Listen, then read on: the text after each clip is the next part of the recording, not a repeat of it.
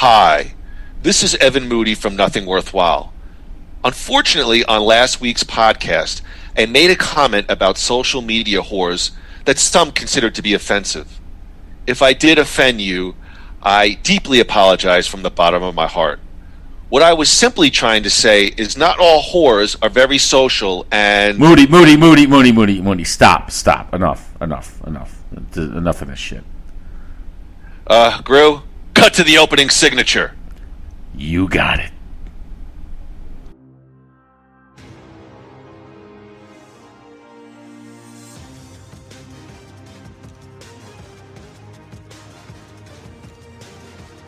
Nothing Worthwhile, the recognized symbol of excellence in crappy podcasting. I thought I was doing the right thing, but I failed you.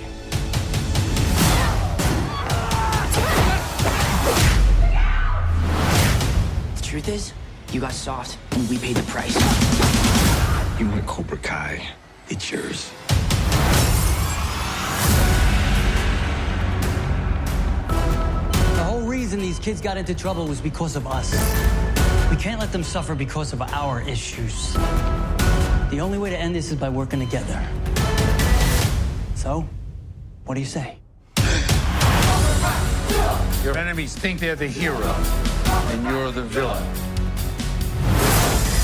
There is no good. Look at this freak. There is no bad. Only weak or strong. What are you, Tango and Cash? No, Tango and Cash were narcotics detectives. Oh, I'm sorry. You do realize neither one of you are cops, right? I thought we were the good guys. We try to be. There's one thing I do know for sure. You can't run away from your problems.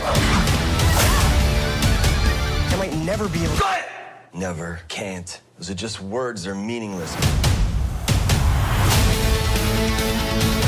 You're not a kid anymore. The world isn't just gonna hand it to you.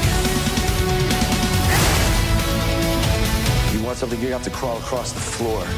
Use your damn teeth if you have to. I'm always gonna be right here next to you. Because I'll always be your teacher.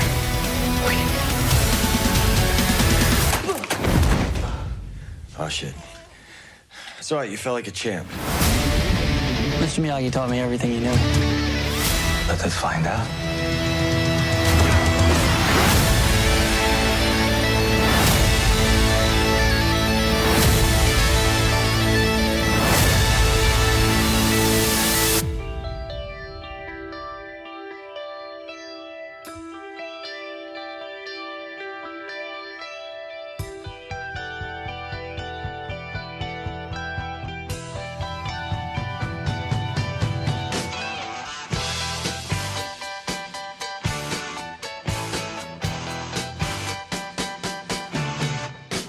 Yes, please press the button. I've pressed the button. We are on. We are on. You've pressed the button. I pressed the button this time. Thank goodness. Late breaking news. Larry King, was he 87? 87 years old. Wow, that's a great run. Well, let's banter. Larry King, dead at the age of 87. Andrew, give the world... They're desperately waiting, breathlessly waiting on your thoughts on the death of Larry King. Yes, this is a cautionary tale, folks. Remember, 87 years young, smoking kills. Please, was do Larry not King a smoker? Oh yeah, for years. He would Really? like if you look at old Larry King shows from CNN from maybe 30 years ago, he'd be interviewing people with a lit cigarette, like they all used to do, like Carson used to do, all of them. He was a smoker. He had like 10 heart attacks. That guy was evidently almost immortal. Yeah. Yeah, I feel like 30 years ago he was old. Well, everybody was making fun of him 30 years ago for being old, and he hung in there. He was married like 8 times, I think. 7 times. 7 and he was going times. through a divorce with his 7th wife. What do you think Larry King's legacy is? I have some thoughts on that. I think his legacy will be, somebody who was able to survive in television for over 60 years. That's almost unheard of. And he was, I wouldn't call him a great interviewer, because he wasn't the kind of guy who really dug into, a whole lot of things. I mean, that's just the way I take it. But for a fan, you wanted to see your people on Larry King, because it wasn't just like a plug thing. They would talk. They wouldn't go deep, but they talk about like the stuff that like hardcore fans are interested in, but nobody else is. So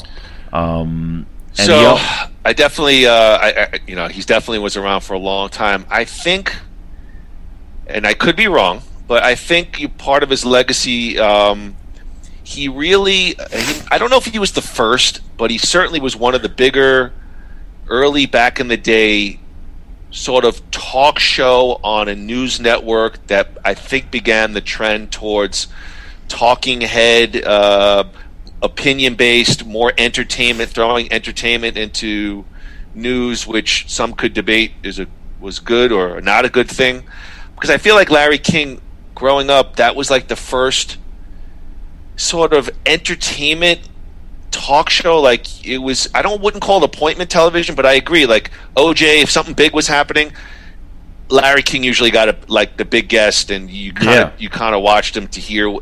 And it kind of blurred the lines of sort of talk or entertainment and news. Well, it's Am I completely off on that? No, you're 100% on that. And like I remember the night of the OJ verdict. You mentioned OJ. The night of the what? What are you laughing at? You know what I'm going to say? No, I can imagine what you're going to with the No, the night of the OJ verdict, he had Johnny Cochran on that night, and OJ called in. So literally live on the air, that night, O.J. Simpson, just acquitted for a double murder, is on the phone with him and Johnny Cochran. But, think of, like, Larry King there's nobody who Larry King didn't get on that show. I mean, he got Marlon Brando, who never does interviews, got him twice. I believe he got, like, Yasser Arafat. I mean, he got you name it. They were on Larry King, and it takes a special kind of guy to do that. I would say, just under him might be a Regis Philbin as far as survival in television and able to maintain, over the years. So it's just interesting that they both pass away in the same time period. Regis was last year. But yeah, I think his legacy is set in stone. He never really made it, and this was key for CNN. He never really made it political. He had political. No, I agree. He had political guests, but he never slanted his. He never leaned any way, either way for him. Which I got to be honest with you, Andy. He was in such bad shape. If he leaned, he might have thrown a hit or broke his spine. You mentioned his interview style. I think the other thing was it was, in a sense, so shaky that it was great fodder for Saturday Night Live comedians, and even that non sequitur USA Today column. Yes, Howard. Oh, they were so funny. Everybody riffed on it because it was really, in a sense, so bad. Norm Macdonald had the best Larry King impersonator. Just it wasn't so much that he sounded like him. It's just the type of thing. It's like, hey gang, just thinking, if there's one movie you should see for the rest of your life, it should be Mickey Blue Eyes. Just like this weird. I think Sarah Michelle Gellar gets a bum rap. Just like these things out of nowhere, and they were great. But he was definitely right for parody, but he went with it. Like, he never changed his. And somebody this morning on I think on CNN, I was watching Michael Smirkanish, and he was talking about when he was on the show. And he said, Smirkanish. He said something interesting that I didn't know about Larry King, is that when when somebody came on to like plug a book or a movie or a TV show, he purposely did not read the book or see the movie. On. Well, this is just what the guy said. This is just what the guy said. Me hear. And his reasoning was he wanted to put himself in the same shoes as his audience. Now, of course, it sounds more like laziness.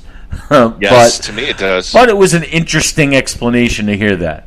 I mean, don't you think an interviewer at minimum has a crack staff that does research so that they're somewhat well versed in oh, absolutely. It would be absolutely foolish of us to have a Cobra Kai season 3 podcast and not have any notes on the show. Oh, of course. But like when Jimmy Fallon has, I don't know who's a famous author. Does Jimmy Fallon even know how to read? I mean, but do I think that Jimmy Fallon reads every book and watches every movie and listens to every album that he pretends to like salivate over nonstop? No, he has a staff that does it. I'm sure Larry King had the same thing, but at least Larry King, was transparent about that. He would say that he didn't see it or he didn't read it. Jimmy Fallon said, "This is the best album I've ever heard," and then he'd forget the name of it. I don't know why I'm comparing Jimmy Fallon to Larry King. It's ironic that you mentioned Jimmy Fallon because he is in one of our articles, one of our week that was. So let's transition. This is Nothing Worthwhile. We are the Festival of Friendship, better known as Nothing Worthwhile, America's #1 bi-coastal podcast featuring two annoying Jews. Representing, I'm on the West Coast in Phoenix, Arizona. I am your host and moderator, Evan Moody. On the floor is Braxton Moody, a.k.a. Puppy Shango, resting quietly. On the East Coast, it is a fired-up Andrew Gruthius. Gru, how the hell are you, my friend? Doing fine. Weather's nice. Oh, yeah? Yeah. What's the weather like in Florida? I don't know. I haven't been outside in 3 weeks, but I heard it's nice. My phone said it's nice. No, it's fun. It's actually pretty comfortable. It's a little chilly in the mornings, but I go into work and then I don't see sunlight for another 7 hours. So when because I have no windows in my classroom, but then when I was just going to ask you, you don't have windows? No, not in my classroom. Some do. Remember, my school is the old Coral Springs Mall. You should remember that. You remember that? Yeah, mall? I think I went to that old Coral Springs Mall once or twice. Yeah, so it wasn't even a good. It wasn't even a good mall back in the day. So, but so the classrooms are like built out of the stores. So there were no windows in those stores. Some of the classrooms have windows, but my area where I am is like sort of in the middle of the building, so there's no windows there. But when I walk out, it's absolutely perfect. It's not humid. It's not too hot. So it's beautiful from like noon on. It's absolutely perfect. Very comfortable. Any truth to the rumor that your old classroom was a Subway that you've now retrofitted? You could you have your soda line and not Subway. Spencer Gifts. Spencer Gifts. So even better. Very controversial. Kids are always finding weird things in that room, but. No, honestly, I remember. I remember the mall. I don't ever remember actually going to the mall when we lived here all those years ago. I do feel like Hot Topic has taken over that Spencer Gifts, gag gifts and T-shirt. I don't know. It's a little more. T-shirt. It's a little more goth. I think Spencer is kind of more funny, and it's still like at least at the Coral Square Mall. Here I think they have both. They definitely have Spencer, and Spencer is exactly the same as it's always been. So, if you want a fart machine, that's where you go. At least that's why I was. Yeah, there. we have here the Biltmore, very high end mall that many of the stores I skip because it's out of my stratosphere. And we have what is that pizza place? It's a fancy pizza place. Oh my God, I can't remember. They're all in Florida too. I got to think about it. Let's just call it Sal's Pizza. Sal's Pizza. I'm yes. sure it's Sal's Pizza. All right. Well, we also have the Sawgrass. We also have the Sawgrass with not one but two lids. Ooh, wow. which is a big deal for guys like us. Yeah, they have they got Arizona Mills out here too. Yeah. It's probably the same deal. So Yeah. All right, Andrew, let's get to it. It is 5 things we are talking about this week. It's nothing worthwhile. The week that was.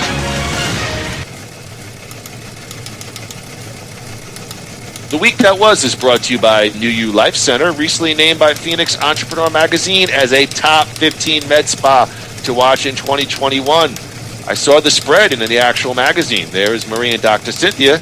Get to know Marie and Dr. Cynthia at www.newulifecenters.com. That's NUYOU lifecenters.com, or give them a call at 602-274-0068. All right, Gru, I don't know about these articles, but we'll get some thought. It was a slow pop culture week. Obviously, the inauguration dominated most of the news, but we did find a couple of things I'll get your opinion on.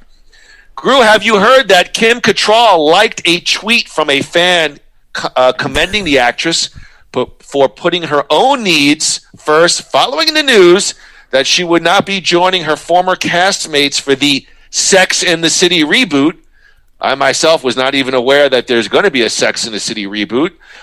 There is a reboot that will star Sarah Jessica Parker, Kristen Davis, and Cynthia Nixon, sans the 64-year-old Cattrall. SJP officially announced last Monday that the reboot, called And Just Like That, would premiere on HBO Max. SJP has since opened up about moving forward with the revival without Kim Cattrall, saying she will miss her and, quote-unquote, we loved her so. Kim Cattrall has previously expressed that she would not want to be involved if a reboot was ever made. I guess there's some bad blood there. Andrew, don't know if you're familiar with Sex and the City, but thoughts on Sex and the City reboot, Sarah Jessica Parker versus Kim Cattrall feud, and the newest reboot, moving on without the character Samantha Jones. Well, as you know, I have no experience with Sex and the City, unless it, on a per diem basis.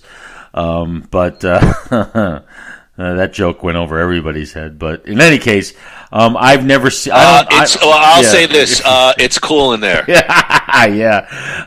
I've never seen one solitary moment of anything Sex and the City. The show or the movies, and I won't be watching the reboot.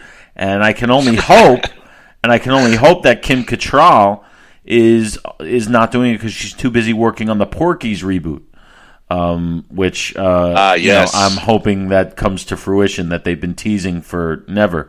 But why? I mean, was she too busy? Bad blood? I mean, work is work sometimes, I haven't seen her in anything unless she's doing a spread for Playboy. What else has she been doing? Mannequin 3? What's going on with her? Well, what I read was there's really legit bad blood between Sarah Jessica Parker and Kim Cattrall. They actually, like in all the movies, stayed in separate hotels. Why? I don't know. Kim was hotter? Yes, okay. I didn't read that deep, but from what I understand, the feeling from Kim Cattrall was Sarah Jessica Parker was an extreme diva, treated some of her like crap, and apparently on the last movie she had to really be coerced financially and whatever deal to get her to join. But I guess from what the article said, it's been well known that these two have had bad blood, and on the reboot she is not rejoining this HBO Max reboot. Well, I'll say this.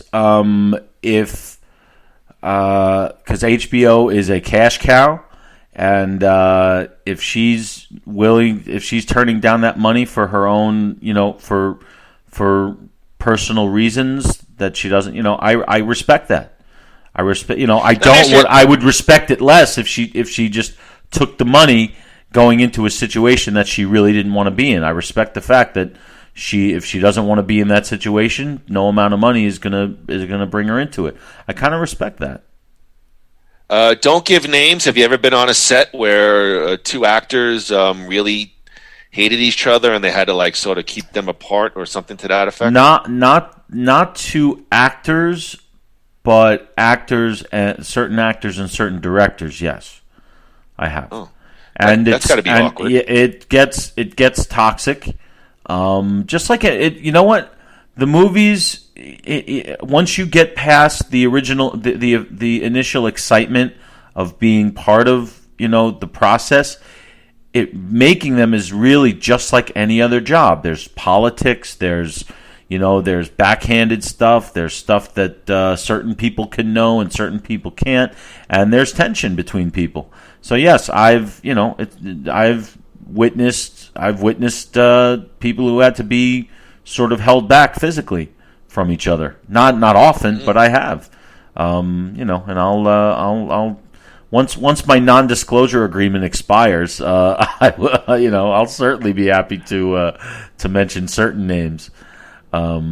It's an interesting business, but strikingly similar to any other, really, I would think. Here's what I'll say about Sex and the City. I watched the show infrequently when it was on. I actually liked the first movie. The second movie was terrible. A reboot. Remember, the original sort of premise of the show was kind of these young women out and about in the city, meeting guys, very exotic, sex themes, relationships.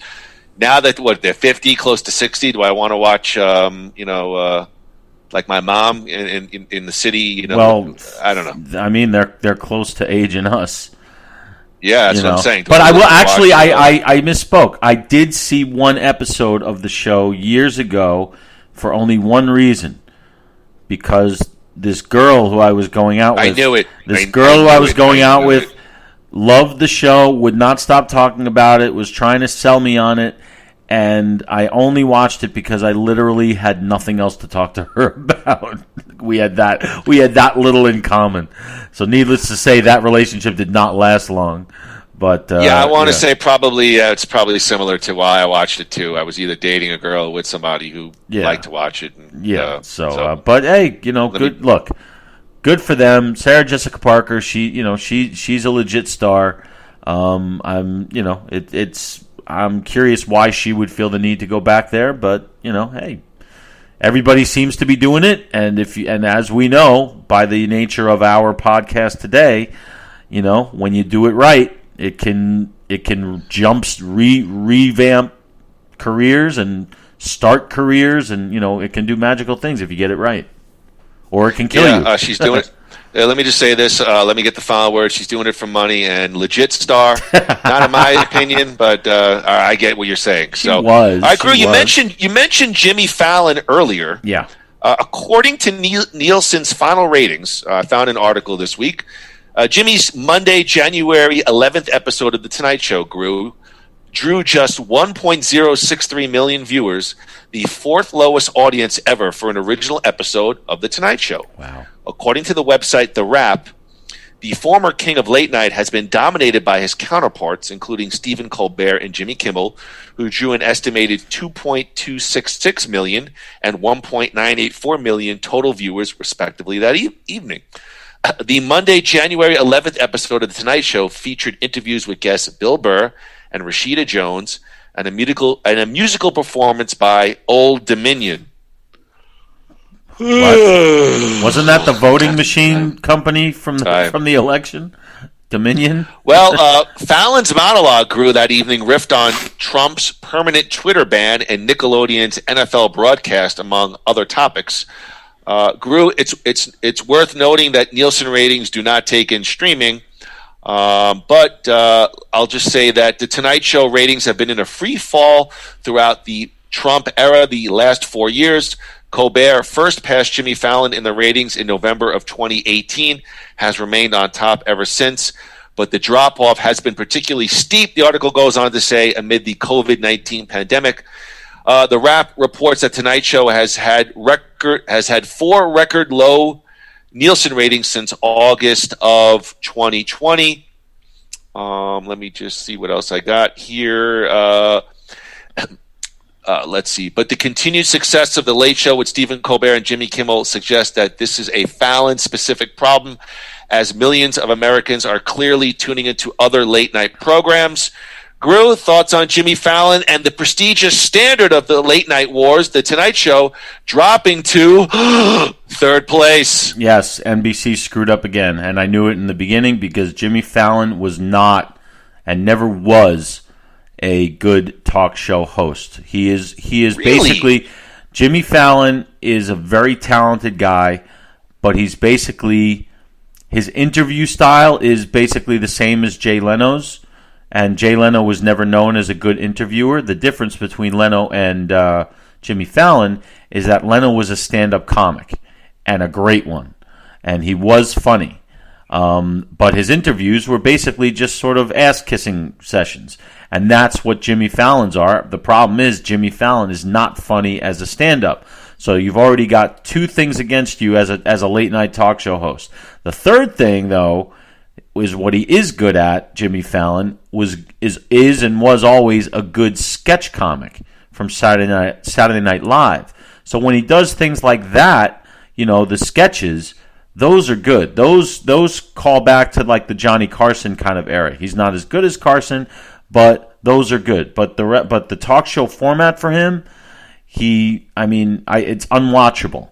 Jimmy Kimmel. The only reason I don't like Jimmy Kimmel is because I think he ruined Howard Stern. But his show is not bad. As far as my pick for the best late night talk show, I would have to say it's a tie between the CBS guys, Colbert and James Corden. Oh, how dare you, James Corden? Oh my Lord! He just seems to always. You know what? I'm getting nervous about you. Our fight last week, notwithstanding, you like Broadway, the Broadway channel on Sirius XM. Yeah, and now you watch James Corden. Well, because I think he comes up with. I don't watch the show. I don't watch any of the shows, to be honest with you. I don't. What are you a fan of? Carpool Karaoke? I didn't say I was a fan. I'm saying what I like the best. If gun to my head, and I just see a lot of videos that Corden puts out, and they're funny. I think they're funny. And Colbert, sometimes I watch the monologue because I think he is naturally funny. There's a guy who has comic timing that the best comedians out there would be jealous of. But the talk show format, I think, is dried up. As a whole, I agree with that, and my take on it is let me just comment on some of what you said. I think Jimmy Fallon is an extremely talented guy, and sketch comedy. I mean, well, I said that Carson. Well, hold on. Carson was from a woebegone era. I mean, Carson. I mean, that was Johnny Carson was appointment viewing. I mean, that was the one show. I think what's happened, and again, I don't watch really late night. I'm in bed. I don't really watch it much anymore. Occasionally, I'll see a YouTube clip on my feed when I go on YouTube. What I think's, obviously, I think I agree. I think that the late night talk show format is becoming minimized. There's 1,000,001 out there. There's so much competition. I think really the big reason is we live in a political era. Colbert and Kimmel took very political stances, wove it into the fabric of their show. I think Jimmy Kimmel tried to be a little bit more, like you said, even Larry King, straight down the line, and perhaps that hurt him in the ratings. And when people wanted to see a more political approach, maybe anti-Trump, whatever you want to say about it. And while the article even goes on to say that Kimmel has taken, he puts Trump into his monologue and blah, blah, blah, blah, blah. Perhaps, people got caught on to Colbert and Kimmel, and they've taken a much more stern political approach, wove it into the fabric of their show. But I think overall, I do agree with you. I think late night talk shows, I hate to say it, the Tonight Show was the standard. I don't want to say it's a dime a dozen, but there's just so much out there. Conan, there's just so much out there. I don't know. Yeah, I feel it's like too much. Like back in the day, there were two. There was the Tonight Show with Carson, followed by Late Night with Letterman. And once the whole field started breaking in that year, I think 92, 93, where Chevy Chase entered the fray, and then you had Leno versus Letterman. Then it all became it became diluted. When Carson if I could add one final point, I enjoyed Jimmy on the Late the Late Show when he took over Letterman's spot. You Perhaps mean late now night? in the You mean late night? Late night, excuse Yeah. me. Perhaps in this slot he maybe cannot be as edgy. I'm not saying he ever was edgy, but No. I do agree his interview style is a bit fawning. It's a bit over Well, the top. actually, you just reminded me of something, and it goes back years. Jimmy Fallon, while he was still on Saturday Night Live, hosted, I think it was the MTV Music Video Awards. And Yes, he was I remember that. And to me, he was so god-awful because he was just like a kid in a candy store. And he was just he was like a fan, so excited, every fourth word was I'm so excited to be here. I'm so, oh my God, this is so amazing. Guns and fucking Roses. It's like he's supposed to be the master of ceremonies, and he's just like the rest of us. Now, every now and then for a host like that to get overwhelmed by their situation might be fun to watch, but that's his whole thing. And he's transferred that to the kind of show he does today. He's like, oh, you're amazing, you're incredible. I can't believe you're here. It's amazing. Oh God, enough. I want him to be a little more like Letterman. Be a little more cynical. Be a little more, have some chemistry with your guests instead of just kissing their ass that. And that's always been his problem. And it's not a personal thing. It's just some people I'm not fit to be a talk show host, and to me, neither is he. But he's the one who gets the checks, so God bless him. Well, and he seems like a really nice guy. So I hate to piss on him. Nice guy, schmice guy. But what I would say is, I think early on it was kind of refreshing to see a guy that was so excited. But even for me, it's waned a little bit. Yeah. His interviews are a little bit fanboy, but I think he's an extremely talented guy. And I just think the late night show kind of deal is. I won't say it's over, but it's definitely and not. Are we ever up that late anymore, even on the weekends? No, I'm not. And if I am up, I'm probably watching streaming or something like that. I'm just not watching. So, all right, Gru. Interesting. Next, found this article. An out gay actor, famous for playing it straight, now approves of straight actors playing gay for pay.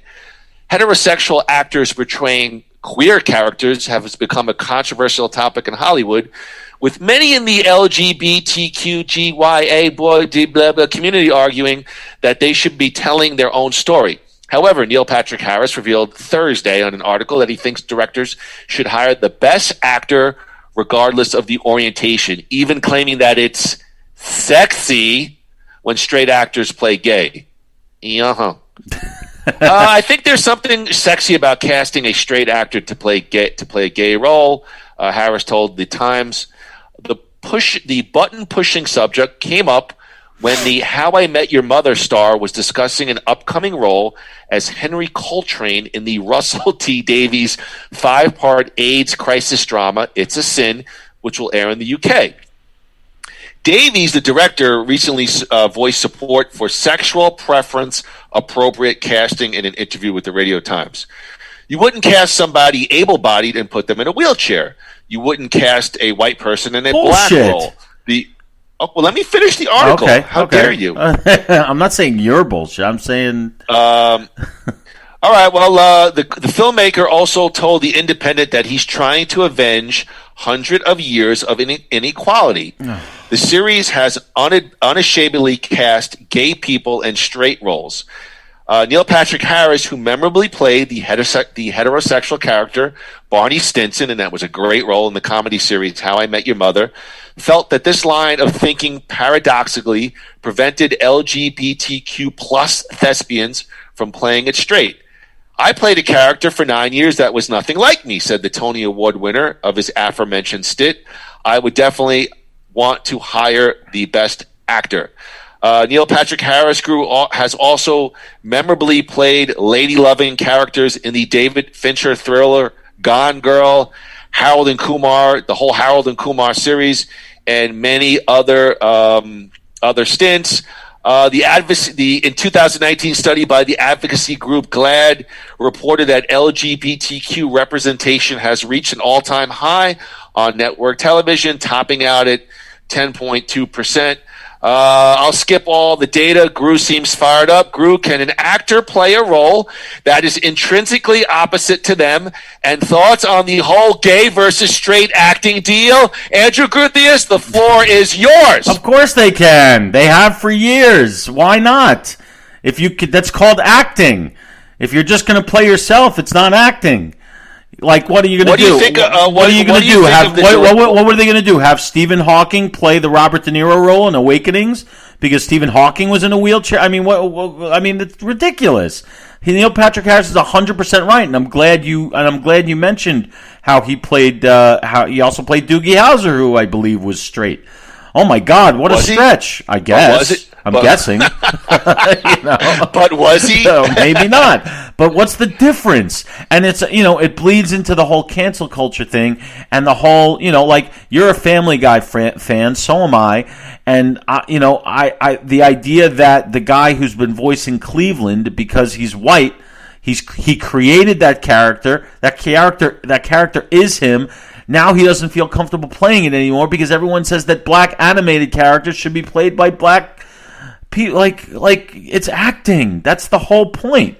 I was watching, and probably I'm the only person in the world who's seen this, but I'm a big fan of the the Christmas Carol story, the Scrooge story, and I watch like any incarnation of it. And there was a recent one on the FX channel, which was like a horror version of it. It was really interesting to me. But, they're in 18th century London, okay, where you had to really look hard to find an African American, okay? Like, they just weren't there. And they have one of the main characters being played by an African American woman. Now, when you first see it, okay, you're like, something doesn't feel right because she's literally the only African American person standing out in front of in a whole crowd. But then when you see how good she is, you forget all that. So I don't know why I don't agree with them having to go out of their way to you're being like Handsome Dan in Wayne's World 2 right now. Yeah. But no, I agree with Neil Patrick Harris 100%. And if only because there are probably thousands of gay actors who play straight all the time, and nobody even knows it because they're probably still in the closet. Like so I mean. All right, we got a lot to cover, but let me ask you this. Yeah. I'm shocked I'm even asking this question. What? Because I'm probably a little more hardcore than Andrew. But should creative projects strive for authenticity? And if there's an opportunity, I mean, basically, the director saying, we got to move towards authenticity. And if there's a gay actor, a gay role should be played by a gay actor. If there's a role for a gay character, is there a responsibility to try and cast a legit gay person first in that role, or Well, my answer is these days there is a responsibility, but I don't think there should be. I really don't think so. Yeah. They should go just like Neil Patrick Harris said. They should go with the best. I can't believe I'm quoting Neil Patrick Harris of all people, but. He said the best actor, the person best suited for the role. Why not? You know what I think? That's more. Wait, that's more authentic. That's more authentic than just we got to get a black person, or we got to get a white person, or we got to get a straight person, or it's got to be a gay person. I mean, that's ridiculous. But that's what's going on right now. Yeah, I think next week we're going to be like, hi. When we mentioned diversity in last week's show, what we were trying to say was no. Listen, all right, listen. But makes sense. To make sure that we that our feelings are well known. There's no need to apologize. No. I'm not apologizing. You said nothing wrong, and you said nothing controversial. I'm all for diversity, but not at the expense of the work. The work needs to be the best it could possibly be. And when you start narrowing the field like that, it's not authentic. It's not authentic. Like, I'll give you a great example. Oh boy. No, I'm serious. There's a show right now. I think we talked about it briefly last week called Your Honor. Did we talk about that? Yes, Andrew. I know. And there's a character in that. There's a character in there, the leader of a Bloods and Crips type gang in New Orleans, and it's played by a woman. And at first it's a little jarring because when you think of gang leaders, you don't think of females. And so at first it's a little strange, but the actress or the actor, whatever it's proper to call them, is so good. 2 minutes in, you're sold. But that's because of the talent of the actor. And that's what needs to go. I don't even know her name. I don't even know her name. Well, great. Okay. My point is that that has to come first. The quality do you understand the segment's supposed to be like I throw an article, like we give an opinion and we move on? Oh yeah. Instead, we get these dissertations on it. Clearly, Andrew likes the Showtime show. What is it, Your Honor? Well, I got to go with what I know. Well, that's true. All right. Well, look, here's something that both of us do know. Gru, the WWE is making some big plays as they head into WrestleMania. They need ideas to help them really make the two-night spectacle worth the price of admission, perhaps, for returning fans. John Cena might find some time in his busy schedule for return. Cena is, quote, nearly a lock for the show of shows. John Cena's last match was the cinematic Firefly Funhouse at WrestleMania 36. He lost that match against Bray Wyatt to start another hiatus from the company.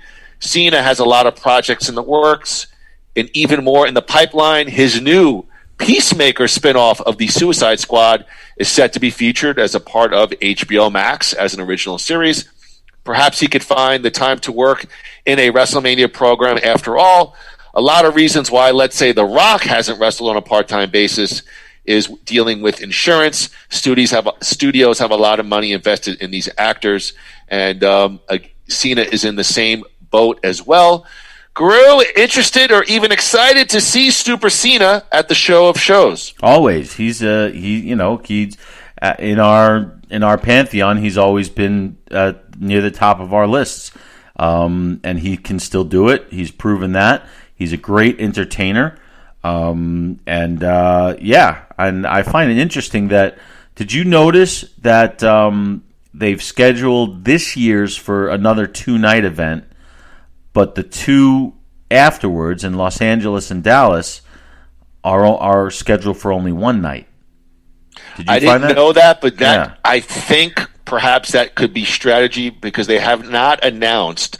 I haven't read stuff in a while, but I don't believe they've announced any ancillary events around WrestleMania weekend, meaning I don't think there's going to be a physical Hall of Fame ceremony, and I don't think they announced an NXT show, a TakeOver show yet.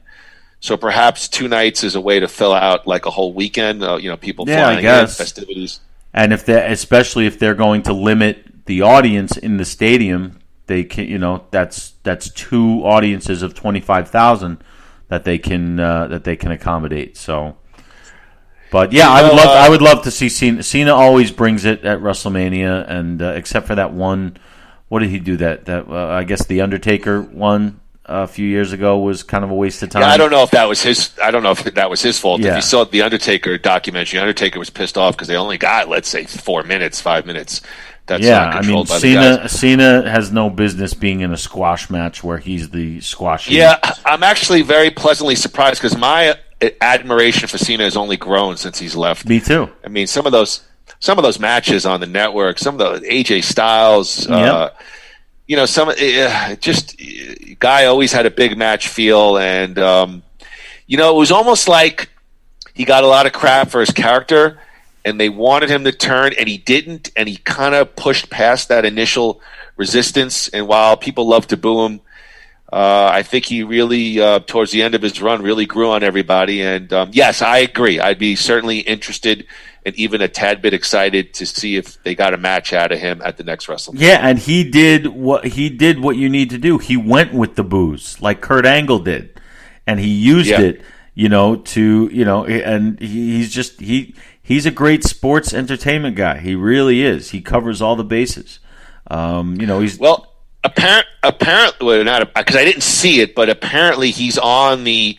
They put out a promo clip on YouTube. Yes, Triple I H saw and it. Stephanie and Cena's in the I promo saw clip. it. So it's funny. So that sounds good. Isn't he joining? I guess he's replacing The Rock in the Fast and the Furious franchise. It's already done. I mean, that movie's in the can. So right, yeah. You could find the trailer on YouTube. I guess they're holding the movie back. It looks stupid and terrible. I won't get into the trailer. I haven't seen any of those movies. The storyline, how they fit Cena in, is ridiculous. It's stupid. Well, isn't it basically just because The Rock and Vin Diesel didn't get along?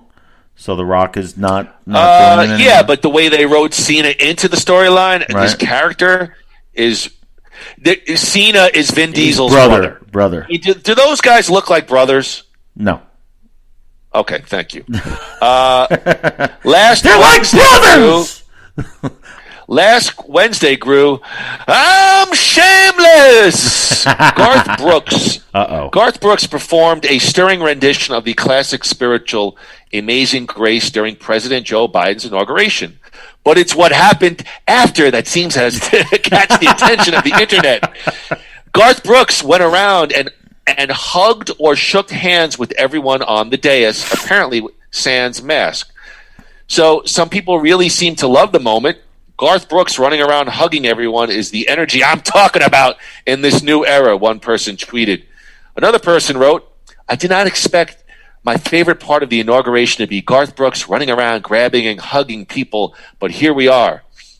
However, while some noted that this was one of the sweeter moments from the day, it was also perceived differently by others, considering Brooks wasn't wearing a mask and seemingly disobeying social distance guidelines by making sure to shake hands with everyone. A representative for Garth Brooks stated that Brooks had tested negative for COVID-19 3 days in a row, including Wednesday morning. I really hope Garth Brooks is in good health after hugging the majority of America's living former presidents. One person tweeted, Gru, are we okay with people hugging or Garth Brooks hugging everyone? No. And when I saw that, I was like, what is he doing? I was like, this is not what America should be seeing right now. I'm very you know me, I'm a very big stickler for these guidelines because I am still afraid of this thing. It's out there. So for him to be doing that, whether he tested negative or not, you see people who have gotten the vaccine who are still practicing social distancing and still wearing masks. Why? Because it's not just so much about you, it's about the other people. So, it was nice to see him there. It was nice to see him, somebody sort of jump party lines and be a part of that whole thing. And his performance was terrific. But yeah, what he did afterwards was kind of like I thought it was very irresponsible at the worst. It wasn't like, oh my God, what a scumbag. But it was a little irresponsible. He jumped party lines. I didn't know he was. He got a lot of crap. He got a lot of crap from a lot of his fans because I guess he's known for being a Republican. So they thought he was like being a traitor for showing up at Joe Biden's inauguration. So for a public figure to do that, to risk a fan base or risk offending a fan base if they're going to be that politically charged, I respect that. I respect him showing up and doing it. But we were talking about his, what he did afterwards, and yeah, irresponsible, silly, shouldn't have done it. Yeah, you lost me here. He's so courageous for going to Joe Biden's inauguration. I didn't say courageous. Like he's lose his fan base. I didn't say courageous. I said I respect it. Maybe perhaps he should have said to somebody, is it okay if I give you a hug? But there's something called personal responsibility. And if he went up to Bill Clinton and Bill Clinton said, listen, buddy, I'm not hugging anyone, fine. But the fact that he went over and people engaged and hugged him, who gives a shit? Who gives a fuck? All right, so you're saying it's more on the huggies, not the hugger. No, it's on both. I said perhaps he should have said, if I went up to you and I said, hey, if I fly down to Tampa to see WrestleMania with you, I mean, listen, I'm not going to get it. I'm not touching you. I know where you've been. All right, but I might say, hey, it's cool in there. It's cool in there. I might say to somebody, hey, is it okay? I'll give you a high five, a hug. Perhaps, maybe that might have been the approach. But I mean, if two people walk up to each other and they want to give each other a hug, I mean, everybody's so judgmental. I mean, who cares, right, Braxton? Well, yeah, I mean, you're on the biggest stage of the, like the inauguration. Millions of people are watching, and they're trying to preach their agenda of protection, of mask wearing, of all this, and to sort of have one of the featured acts kind of contradict that is a little irresponsible. Not just on Garth Brooks' part, but on the people who ran it. They should have, they should have made sure he did it. Look, when you're talking about the virus, it's a whole different thing, I think. All right, but it's not a big deal. Like I said, a little irresponsible at the worst. Not a Twitter firestorm worthy of Probably got caught up in the moment. All right. We'll stay tuned next week for our virus podcast. We will. That one might seal the deal. But actually, I think the bigger news was I saw an article that said Garth Brooks had got hair plugs because they showed like a picture of him in 2012, and he had that wispy, and then I guess he kind of had a solid crew cut kind of deal at the inauguration. But anyway, I thought it was a fun. Bill Maher had a funny joke actually last night. He's like. He came out and said, Garth Brooks came out and sang Amazing Grace, and which was strange because it looks like he's had no trouble saying grace for the last several years. And I thought that was kind of funny. He did put on a couple of kilos there. Yeah, Garth is certainly not doing stomach crunches. All right, well, that was the week that was. Gru, let us scale back to our last podcast. It was Cobra Kai Season 2 Roundtable. There was not much else to discuss that was on the docket as we did an episode-by-episode breakdown of Season 2 of Cobra Kai. Gru, listeners did chime in with viewer mail, so let's get to it. It's time for viewer... What? No? Say it? Don't? No, what do you want me to do? I was going to play the... Oh, all right, well, it's time for viewer mail. Why is it not working? Hold on. Wait, I got it. I don't know why it's not playing. All right, well, letters. We got your letters. Let's do it live. We'll do it live every day. Mailman, ding dong, give me your letters today. Cha. Nothing worthwhile. Viewer mail is sponsored by you. Life Center Phoenix. Entrepreneur Magazine named them the top 15 med spas to watch in 2021. Life-changing solutions tailored to your goals. Check them out at www.newyoulifecenters.com, NUYOULifecenters.com, or give them a call at 602-274-0068. A big New You thank you to Maria and Dr. Cynthia. Right off the bat, you have the gall to refer to the greatest professional athlete in the world as an old windbag. Shame on you. I guarantee that Hulk Hogan is not spending an entire segment on the Kanye and Kardashian breakup. So who's the real windbag? So I believe it was Andrew who started saying that he was not so jazzed up. Jazz man, not so jazzed up to see all of the legends on Monday Night Raw. As for the most part, it did not lead to anything. And I got caught up in the moment. Maybe I shouldn't have called Hulk Hogan a windbag, but the Hulkster, looking every bit of his 67 years old, did a lame HH phone segment. And of course, I'm a huge Hulkster fan, but I agree with Andy. I thought for the most part, the Legends night. They were not used really effectively, except maybe Ric Flair. So I don't know, Gru. There, I said it. I should have called Steven a young windbag, but I won't. But you were, anyway, we were a little tough on you were a little tough on Hogan. He's actually, but you were kind of too. I thought you really weren't that jazzed up remember. about. I don't remember if I was tough on him or it was just the WWE and how they what they did, how they used it. It was more that. I mean, he's basically at the point where he's happy to be there, so he'll do whatever they write for him. But I would have liked to see him do some kind of in-ring promo, maybe like Flair, get involved into a storyline, get into something. But it's the writers are the writers. He does not. I guess he does not have creative control now as he did years ago. Well, I think also from what I've read, he's not. He's not been welcomed back with open arms by all of the roster. I've read still people are somewhat cold on Hulk Hogan. That's just what I think. Hogan even came out and said, "Not everybody's so jazzed up to see me when I make my return." But you know what? Last week, remember we talked last week. Who was the wrestler who went on Raw Talk and kind of dissed him? Mustafa Ali. Yeah. So I don't think it's got anything to do with the racism thing from several years ago because with everybody else those seem to dissipate. I think they don't like having him around because he is Hulk Hogan. Like he is still the Hulkster, and like when he's around all cameras are on him. It's not it's not like he demands it, but he commands it because he is who he is.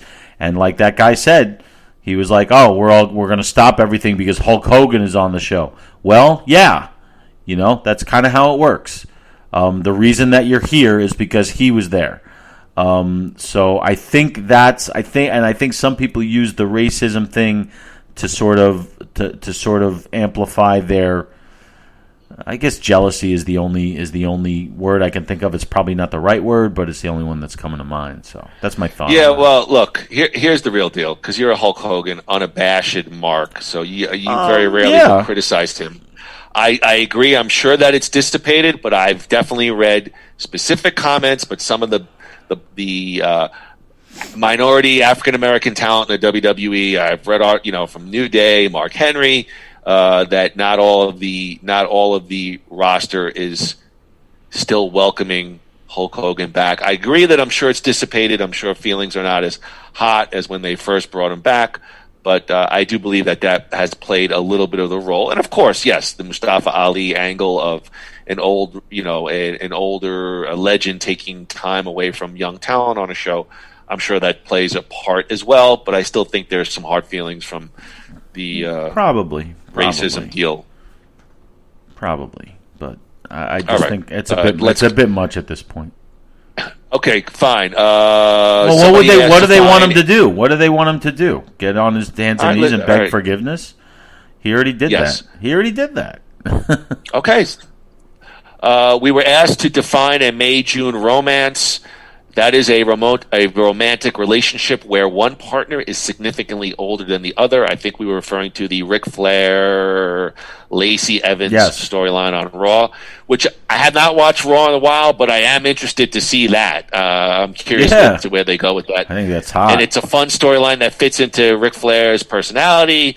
She's seems to got a little bit of spunk to her, so I'm looking forward to that. And I love seeing like Ric Flair turning on his own daughter. That's old school WWF.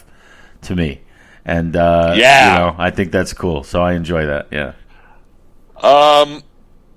Viewer goes on to write that they don't seem to enjoy our constant talking of WWE segments. However, as we did mention, the Royal Rumble is coming. How about a battle royal of Miyagi-Do versus Cobra Kai without Daniel and Johnny?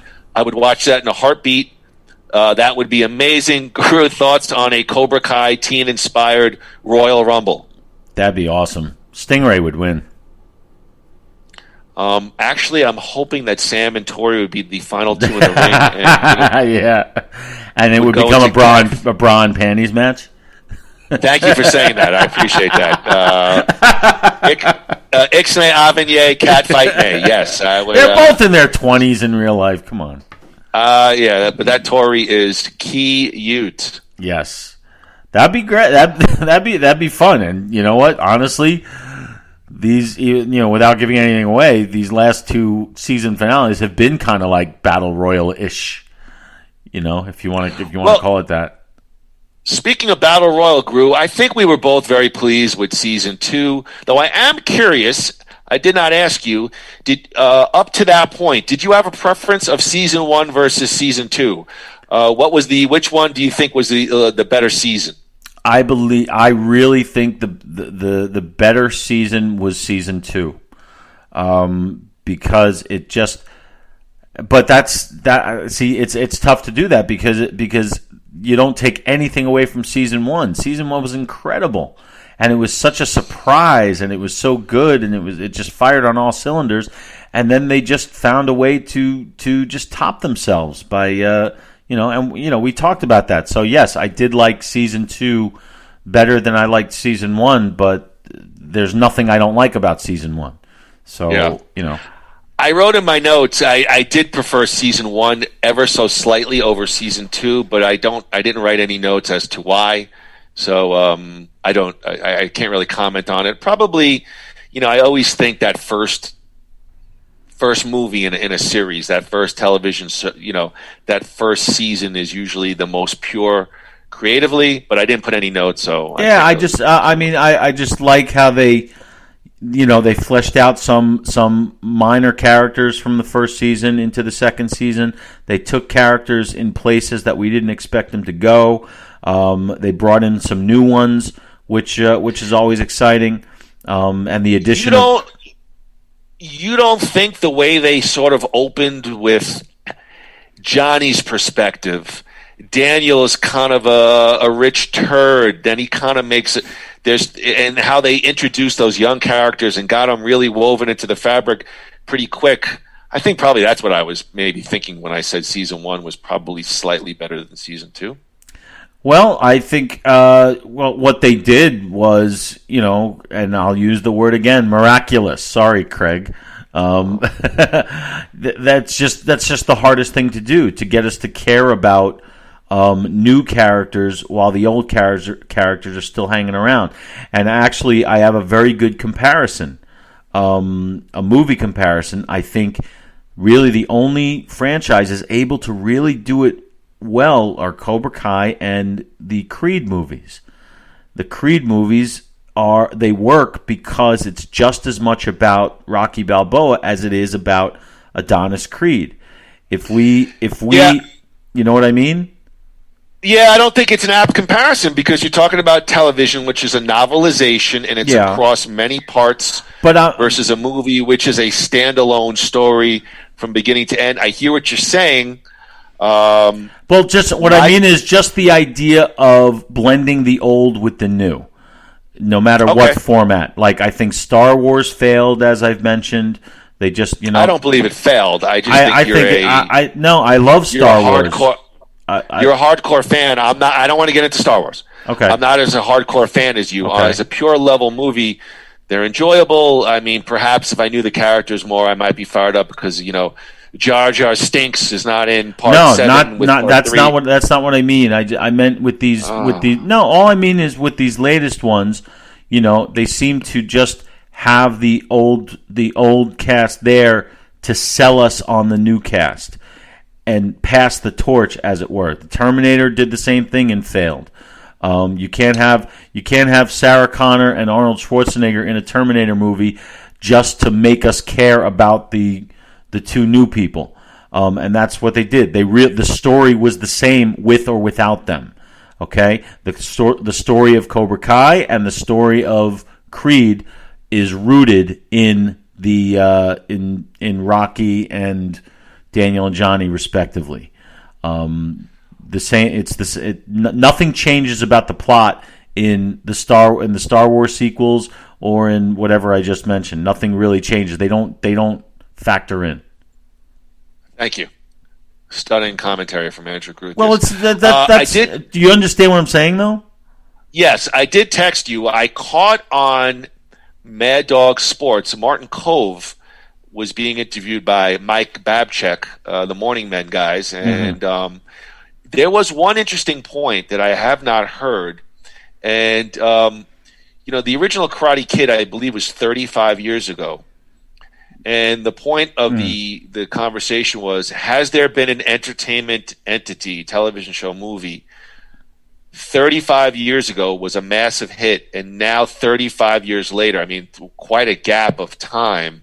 And I couldn't really think of anything that was, had such a, you're almost going 40 years from the first piece to the second.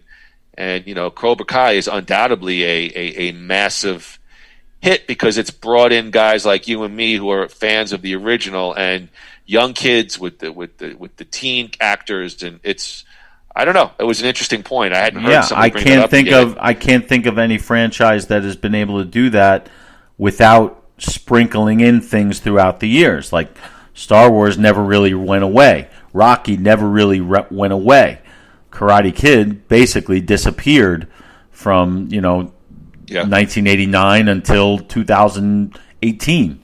So yeah, that's a tricky. Like I said, it's a great magic trick.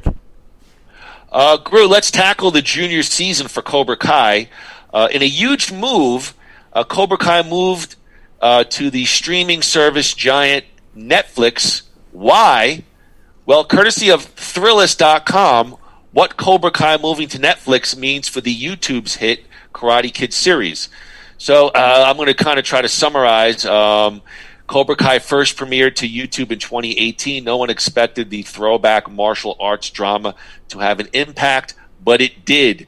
Just 3 years after YouTube Red, now known as YouTube Premium, launched, providing a slate of original scripted programming to compete with the big-time streamers such as Netflix and Hulu, the platform hit it big with the nostalgic return to the world of Karate Kid. Now the first 2 seasons of Cobra Kai are hopping over to Netflix, and the streamer is producing a 3rd season to hit the platform sometime in 2021.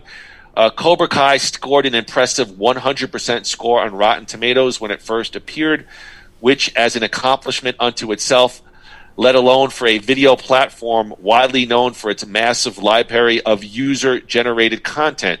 But after 34 years, where had Daniel and Johnny landed? So it talks about the Cobra Kai show.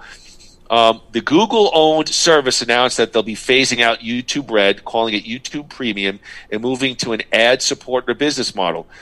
The article goes on to say YouTube's strategy change, moving from original programming back to ad-supported original content, doesn't come as a surprise. Even as they were working to bring a variety of original programming to the platform, viewers were hesitant to pay for yet another streaming service as the cluttered content space continues to become more crowded. The pivot to a more unscripted focus also doubled down on what originally made YouTube successful. It's always been a place where social media creators and influencers have hit it big with their reality-focused vlogs and shows. Netflix esteems slate and global reach were a huge factor in the decision made by Sony TV, the company that owns the series, to place the project in their hands. Let's see here. So Gru, off the top of our heads, we could already think of, the article goes on to talk about the endless possibilities of the Karate Kid universe on Netflix. They talked about perhaps even shows about Mr. Miyagi's backstory, touching upon the events of Karate Kid Part 3 and moving forward. Article goes, so here, let me summarize. It's a long article, but the article makes a lot of sense as YouTube is basically returning back to its core roots, while Netflix plucks away one of the biggest hits from one of its smaller competitors. Kind of has a New York Yankees free agency type of feel to it. Gru, thoughts on Cobra Kai leaving YouTube Premium for the massive landscape of Netflix? Well, I think it's a great thing for Cobra Kai. It's turned from like a small but rabid fan base to worldwide acclaim, which is always great. It's going to get a bigger budget, so they'll be able to do more things. Hopefully they won't abuse that budget. But it was, YouTube, I think what they wanted to do, they wanted to use Cobra Kai as sort of a launch pad for them to start producing more original material. But the service, like you said, there's already too many streaming platforms out there. But the difference is that all of these streaming platforms, number one, they cost less money than YouTube Premium, and they offer 10 times as much stuff. YouTube Premium basically offered one original show, Cobra Kai, and an option to have watch ad-free videos on there. That's basically it. So they realized that when Cobra Kai might have been too good, because anything else that they were going to come up with was probably going to pale by comparison. So yeah. I think that but it was YouTube that said that the third season, which they still produced, was going to be its last. They were not going to finance another season, which is when the creators, I think Sony Television, went looking for other platforms because they weren't done. And Netflix, I guess, was either the highest bidder or gave him like a multi-season commitment or whatever. But it was YouTube who said, okay, this is going to be it. And the creators were like, all right, well, we're not done, so we're going somewhere else. And everybody seemed to be okay with that.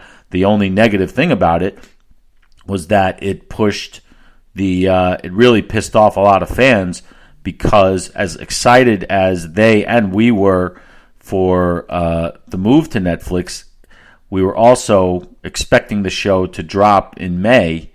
And as you know, it didn't drop until January. It just seemed ridiculous.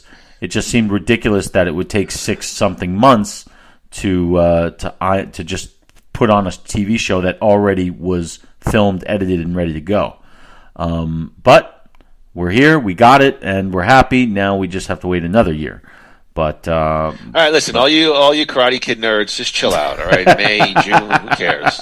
A May June. Look, here's what was that a May June right? Romance? Yeah, here's what I'll say. The article makes sense. Probably the most cost-effective way for a YouTube service to remain relevant was, it probably costs a lot of money to put original, creative, Hollywood-type content on their television movies. And YouTube is really, it's like a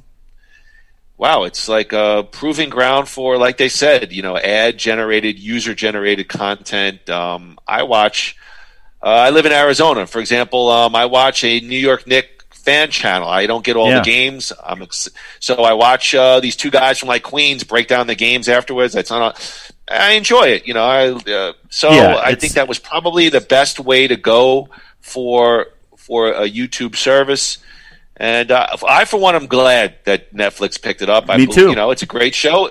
It should be on one of the biggest platforms, and I think Netflix is the biggest one out there still. And so it certainly is. Cobra Kai, and Cobra Kai's not the first. Good for Netflix. Yeah, and it's not the first show that they've done that with. They did it, I think, with Arrested Development. That was a hit somewhere else, so and they did it with a show called You. I don't know if you've heard of that, but it's basically You was on Lifetime, and then Netflix picked it up. Yeah, that's my autobiography. It's about a stalker. Stop it! Stop it! Oh, come on! I thought you would laugh at that. Yeah, that was also. You first season great, second season got a little. I actually didn't watch the second season yet. I did love the first season. I did really. I really should. I will. And actually, you should come to the next show and follow up. I always say, you tell me watch this, I always watch it for the next show. Okay. You should watch season 2. Well, you just said it wasn't that good, though. Parody. It's very, very tough. Look, let's get to it. You ready? You want to break down? You ready? Come on, you ready to break down season 3? Let's do it live. All right, it's time for a Nothing Worthwhile episode breakdown. Season 3, Episode 1, Gru, it's Aftermath. Nothing worthwhile. Episode breakdown. All of our Nothing Worthwhile episode breakdowns are sponsored by New You Life Center.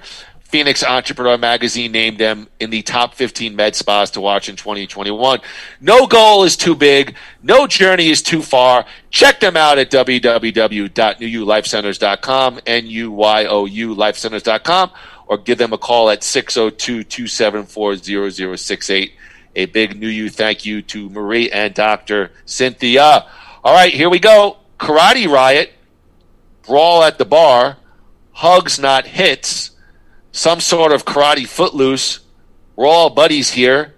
Sam's still shaking, so we're missing a car. West Valley General, Robbie, where are you?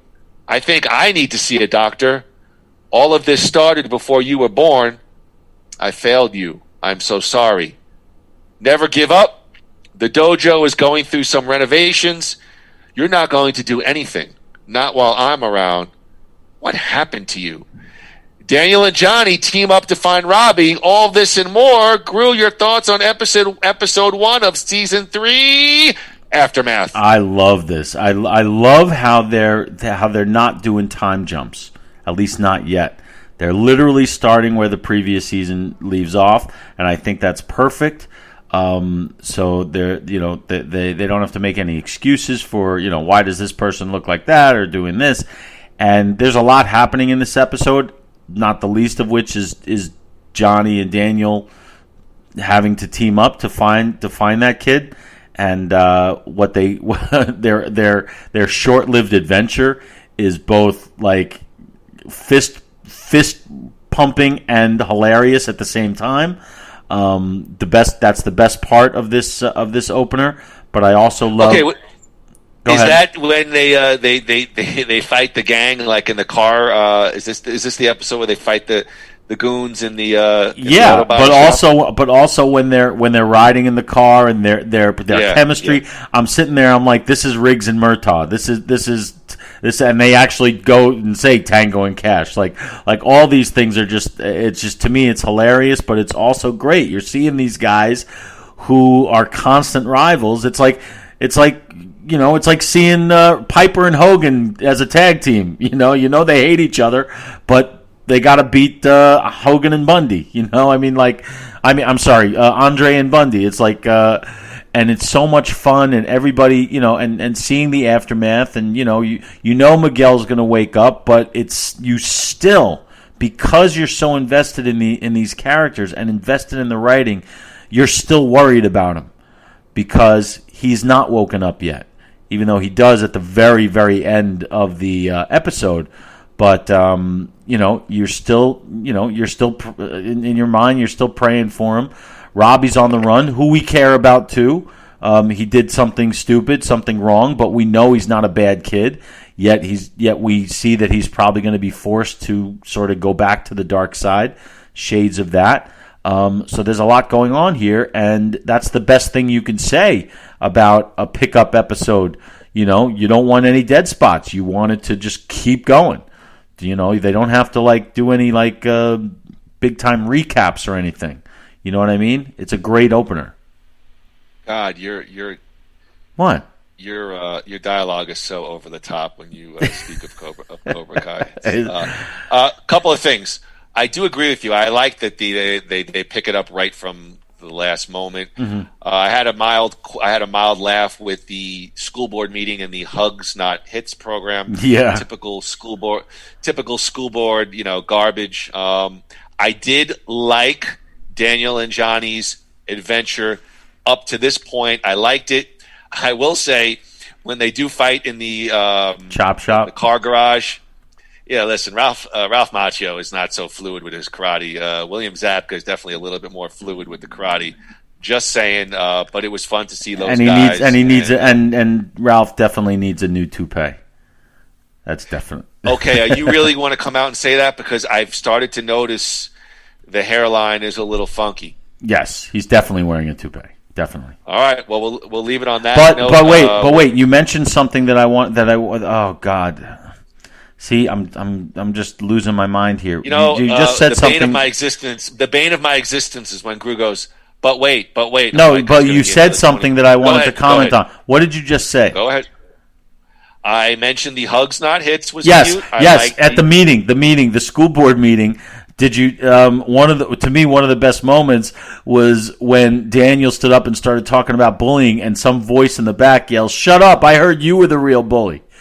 Like that. Yeah. Like I love that play on the whole. Who was the real bully from the Karate Kid? And I happen to know that the guy who said that was one of the writers, Josh Heald. One of the creators was that voice. Yeah, well, they're just trying to give that little forced. But that's what I love. But I love that. I love that they can break that fourth wall just a tiny little bit, and give little crumbs of insider stuff without. When I love something, girls out there. When I love something, I love something. Yeah. You know? Watch You on Netflix, Yes. starring Andrew Dick season 3. All right, I'm excited to break down this season. Let's move on to episode 2. It's another Nothing Worthwhile episode breakdown. Episode 2: Nature versus Nurture. Nothing worthwhile. Episode breakdown. The beginnings of Sensei Kreese. This is what rehab is like. Class, I want to introduce you to a little friend. You're off the team. Now get out! Good cop, bad cop. How about no cop? Tori gets a visit from Kreese. Oh, you're too good for gas station food? Why, yes, I am. Daniel and Johnny go full buddy cop movie. I can't believe you actually taught kids. I did what you taught me. I showed mercy, and look what happened to me. Daniel finds Robbie at rehab. Don't bother. Nichols, welcome back. Andrew Gruthius, thoughts on episode 2, Nature versus Nurture. I loved it. I love every episode in this season, so I'm not gonna, spoiler alert. But I love the scene at the rehab with the woman who plays Robbie's mother is really terrific, and she's used sparingly. All 3 minutes. But you believe it. Like what? You are so over the top with this show. I am. I think I'm invested. I really am, and so I really enjoy that scene. So there's not one criticism of a little bit of there are little bits of criticism. Yeah, I got a few. I'm going to give you my main criticism of this episode. Wait till we get to it. We get to the episode of this episode. Go ahead. I'm not sold on the Vietnam flashbacks. They don't ring that true. I love the story of them. I love the story of them, but I think a bigger budget would have helped those much more. Here's the deal, and I'm not going to spoil it until we get to it. Okay. They're done for a reason, and when I see the first one, I'm like, wow, it's really super cool. It's like the 50s or the 60s, and you want to see the psychology of what happened to Sensei Kreese. But they're done for a specific purpose, and I'll get into that later on. Yeah. We do episode breakdowns, and so I'll just leave it at that. I'm not going to tell you. Well, I agree with you. I love the story of it. I just don't think it was very well executed. That's my problem. Now, budget wise, yeah, maybe you're right. It didn't. I felt like it looked worse when they move into the Vietnam stuff. That's kind of what I'm talking about. That stuff at the diner with Betsy and all that. That stuff's great. I love it. And when he's leaving, that's terrific. So, right. Initially, I'm like, this is cool. I'll explain my thoughts on where they took it. Now, if there is a criticism on this, which I wrote, I feel like here, like you mentioned Tango and Cash. Here, this episode to me is like Daniel and Johnny buddy cop, and it kind of got a little hammy. Like, definitely. But you know what? And you'll hate me for saying it, okay? But I don't hate you. No, I mean, what's the purpose of doing a recap if you can't say that there's something perhaps that you could change? It's absolutely hammy. It's absolutely insane. It's absolutely over the top. But as far as I'm concerned, the show has earned has earned it. They can do these things without fans going, "Oh, forget it, come on." Like by I'm not that. questioning So forget it. yes, that chop shop thing is way over the top. But it's so much fun to watch because you love these two guys, and you'll go with them. You'll follow them anywhere they go. Is it ridiculous? Of course, the whole thing is ridiculous. The cops would have stopped this episode 2 of season 1. None of this should be happening. But it's Fantasyland, and it's just great. And I just love how they did it. But yes, you're right. The choreography is a little bit lacking. Definitely. Ralph is not selling it the way he used to be able to. Remember, he is, I don't know how many years older than Zabka he is, but, he's a lot older than he looks. So I think he's pushing 60, if I'm not mistaken. He looks like he's 25, but, I think he's 57 or 58. How old is Zabka? I think Zabka's a good 5 or 6 years younger. And that's a big Really? Yeah, that's a big 5 or 6 years. But Macho has always had that fountain of youth thing going. But I know Johnny was like 17 or 18. Zabka, when they did Karate Kid, Macho was 23. So okay. I do know that. So, but one more thing that I love about this episode, another scene when Miguel tells Johnny to get out. Like, I think the actor Jolo Maraduena really brings it this season as an actor. And Can you please repeat that name? Jolo Maraduena.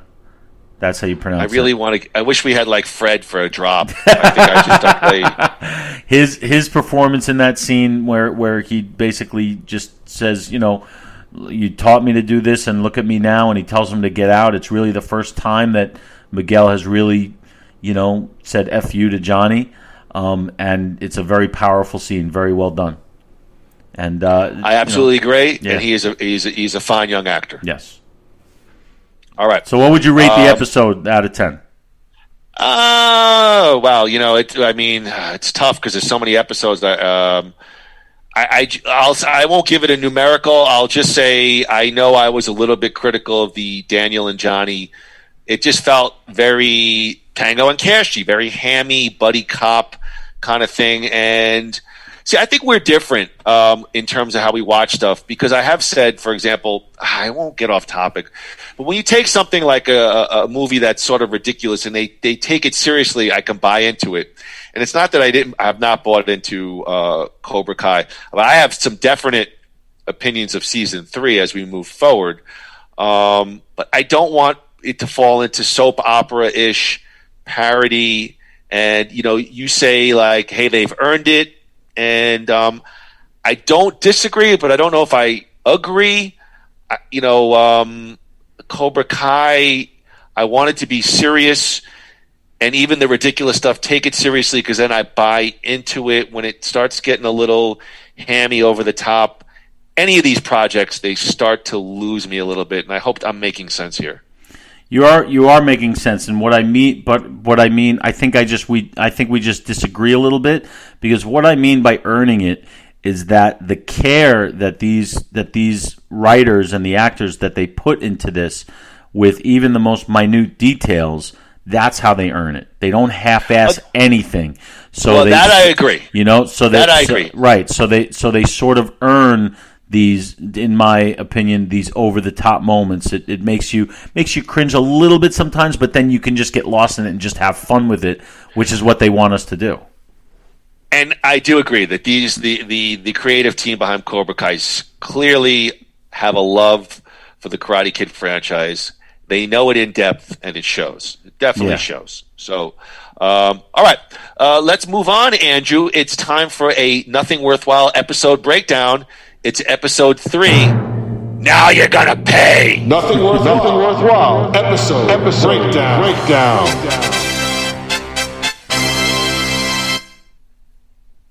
Bobby at the pulpit. What about that time in Reno? What are you looking at, newbie? Is business getting any better? Tom Cole, what the hell are you doing here? I want the whole shebang. Everybody's got a sob story. doesn't give you the right to be a bully. You do the right thing because it's the right thing to do. Sex positive feminist at the car wash fundraiser. Yeah. Love this scene. When do we start, boss? Robbie gets beat down. Johnny visits Sid reluctantly. Johnny grabs a piece before leaving. Hash Brown, me too. Cobra Kai steals the money. Tom Cole and Page 9. Exclusive deal with Doyona International. Grandma convinces Johnny to stay. Sam takes over. And Daniel is back in Tokyo. Andrew Grew, episode 3. Now you're going to pay. Yeah, another. Like I said, I love them all. This does have one thing that in all of the seasons that if I could erase one ongoing storyline, it would be this thing with Tom Cole. He's the only character that kind of bores me a little bit. Because I'm not interested in his rivalry with the dueling car companies. So I didn't need that. Even though it does serve the plot, gives him the reason to go to Japan and eventually Okinawa. But I'm just not interested in that character and his antagonism. But I will say that I love anytime they could bring Bobby into this thing. I love it because he's always been like, I've always really liked that character from the first movie. He was like the only Cobra to ever like show any kind of mercy towards Daniel in specific scenes. And the actor does a terrific job. I love that he's a pastor. It's ripe for comedy when Johnny doesn't know the difference between a priest and a pastor. Like he's like, you can't even get laid, like whatever. He's like, I'm not a priest, Johnny. I think all that's funny. And he's the actor Ron Thomas is he delivers. He's a sensei in real life. He's like a real time karate dude. So it's funny when he has to knock him out in front of his congregation. And it's not just fan service because he is going to be part of the plot. Enough with the fan service. Well, yeah, I mean, you have to, that's the point. Everything that these writers bring in is there for a reason. It's not just to say, oh, look at that painting on the wall. Remember that from Karate Kid 2? No, everything's got to mean something, and that's part of the success of the show. So yeah, and I love the grandmother, Yaya is what they call her.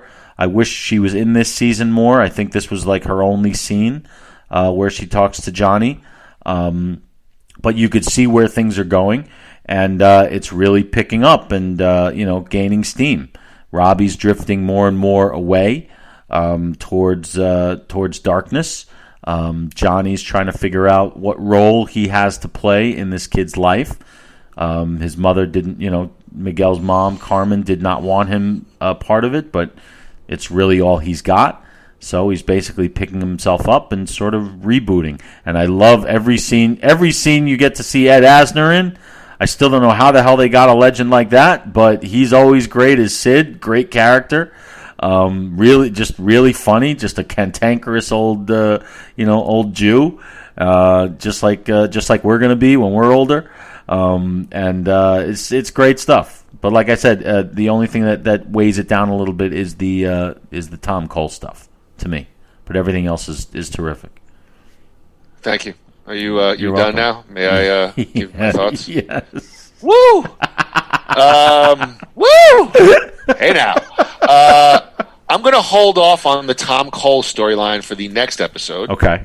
I thought this was the other pieces I'll hold off. My favorite part is Johnny and Sid being a douche and Johnny grabbing that expensive whatever it was artifact and stealing it, outside the house.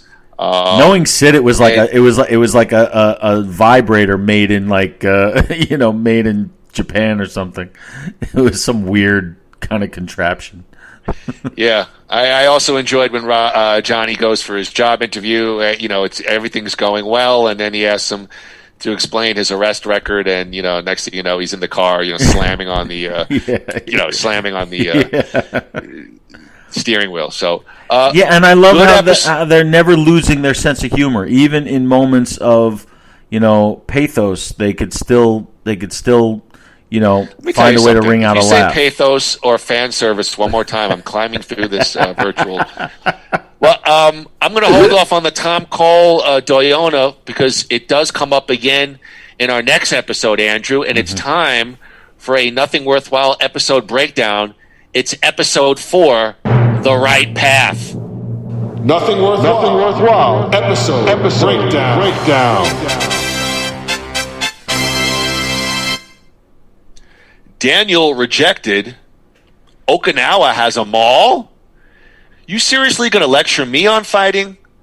My popularity is on the rise while yours is declining. Sort of a sexual Venn diagram. Great line. Yeah. Hawk is a real douche. Hawk triggered in his safe space. Daniel visits Tom's village. Sato went retail. Reunited and it feels so good. We had one good day. I don't need you anymore. Soccer gets physical courtesy of Dimitri, and everyone is sent to the principal's office. Daniel catches up with his old flame. You did the impossible. You brought Cobra Kai back to life. You brought me back to life.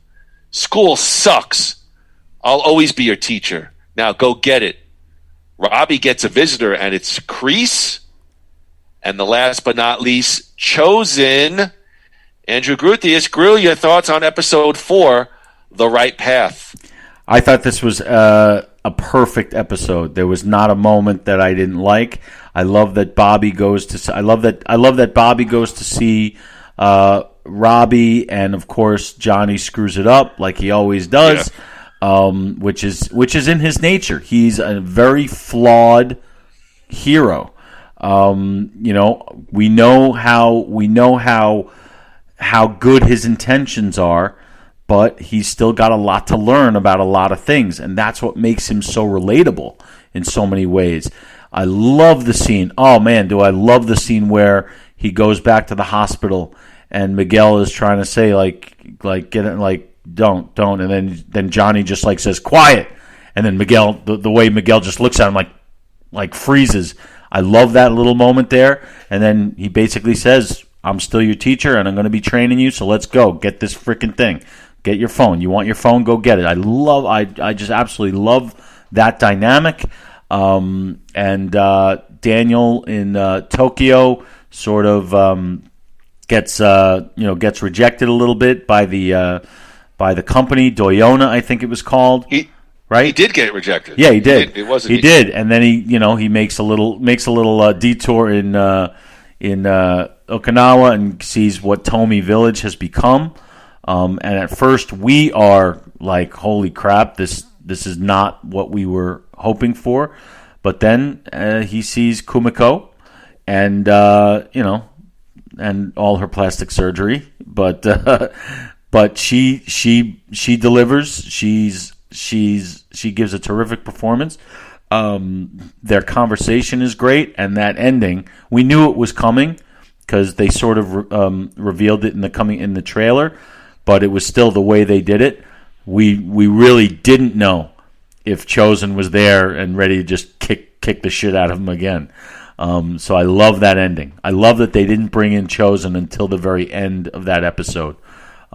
This is a perfect episode. There's nothing that I have to critique. There's nothing that I didn't like. Yeah. And Hawk's backstory a little bit. I'm always interested in Hawk's backstory. When he was bullied, and all that. So and Jacob Bertrand, the actor, gives a terrific performance. Seeing both when he's, what? Thank you, Jacob Bertrand. That's the actor's name. Are you? I mean, what's the purpose of this podcast? He's just going to sit there and give. Let me tell you what's going on here. Here's really what's going on. Okay, what's really going on? This is where I'm going to tell you what's going on. What's going on? He's going to goof on me, but this is where they start. This is where it starts to get a little wonky for me because I never bought into the Doyona storyline.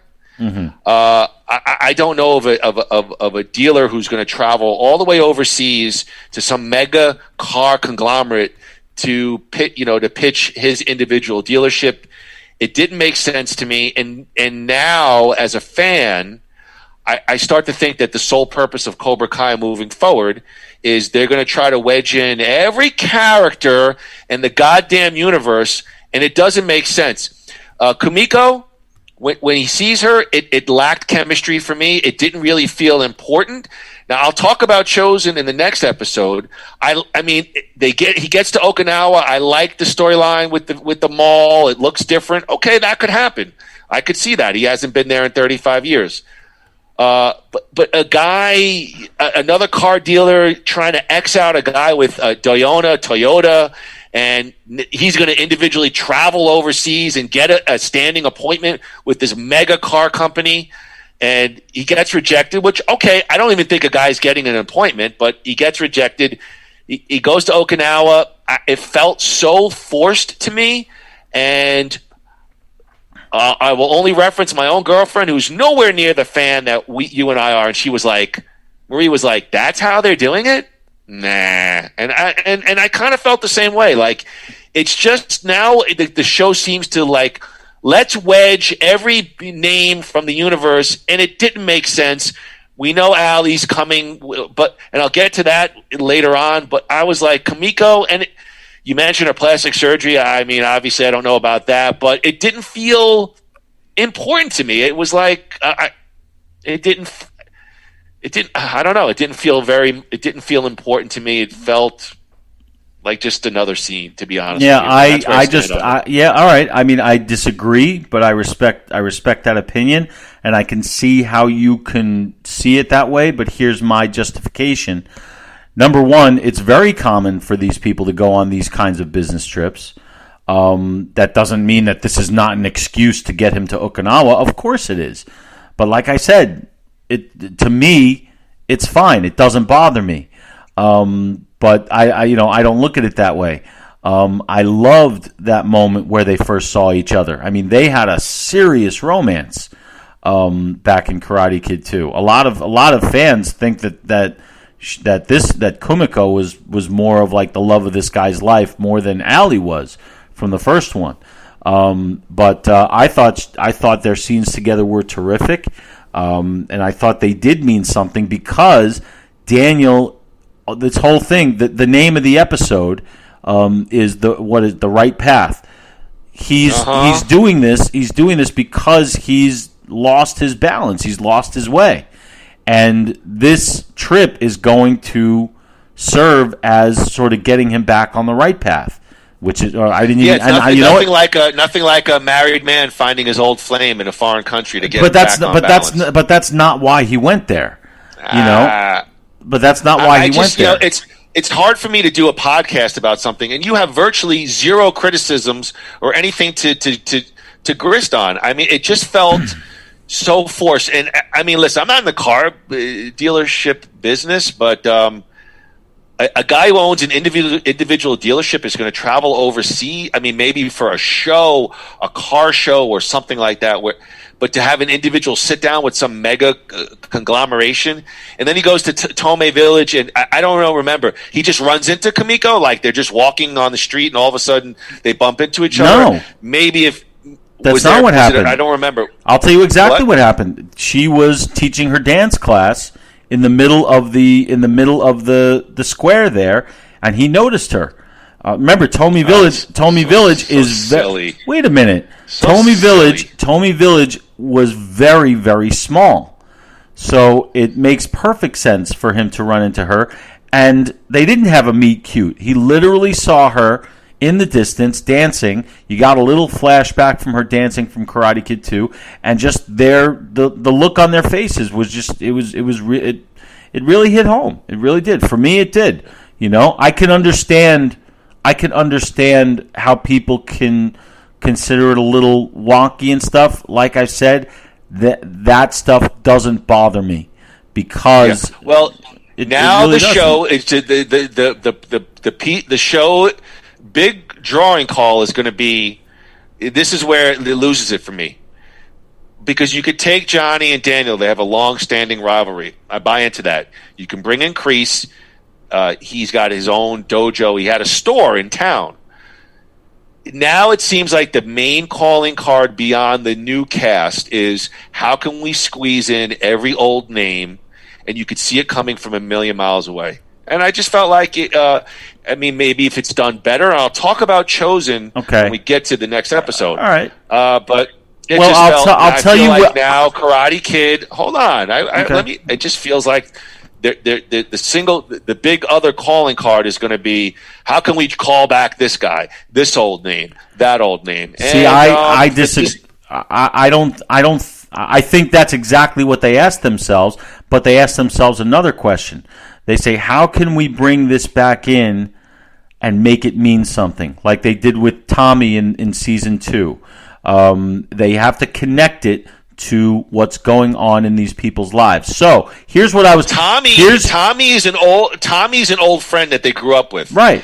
That could happen in real life, but this guy traveling overseas, and all right, Tommy Village is small, but he just runs into her because she's teaching. I found it. Well, to be, here's what I was afraid was going to happen, and this would make it absolutely ridiculous and stupid. I was afraid that they were going to have a whole situation where he kind of like is falling for Kumiko again and has some problems with his wife because of that. That would have been stupid. That would have been ridiculous. But to keep her in for one episode just to sort of refocus and have him sort of get reintroduced to Miyagi-Do, which he had kind of lost, to sort of show him the right path. That's the name of the episode. And then she's gone. But it connects him to show him what he needs to do when he gets back home. So that's why it works for me. And I don't think it's gratuitous the way you do. It's certainly it's you of course you have to stretch your imagination. Did I say gratuitous? I said this is where it gets to. You talk about fan service, and I just think here I'm seeing the pattern now that they're just going to try to wed the way I found this one. I didn't. I thought it was kind of. All right, I disagree. I thought it was beautifully done. Well, let's end the podcast because there's nothing to discuss. You loved it, and why? What else? Do you want me to? Do you want me to make it up? Do you want? Yes, I want you to love. Should we do a podcast about stuff that we hate? That might be fun, actually. Could be better conversation. All right, well then let's move on because I do have things to say about the Chosen interaction, which happens in our next episode breakdown. Gru, it's episode 5, Miyagi-Do. Nothing worthwhile. Episode breakdown. Oh, this will be fun.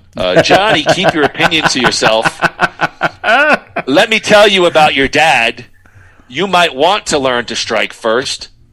Sam is sounding and acting more and more like Cobra Kai. What part of karate don't you understand?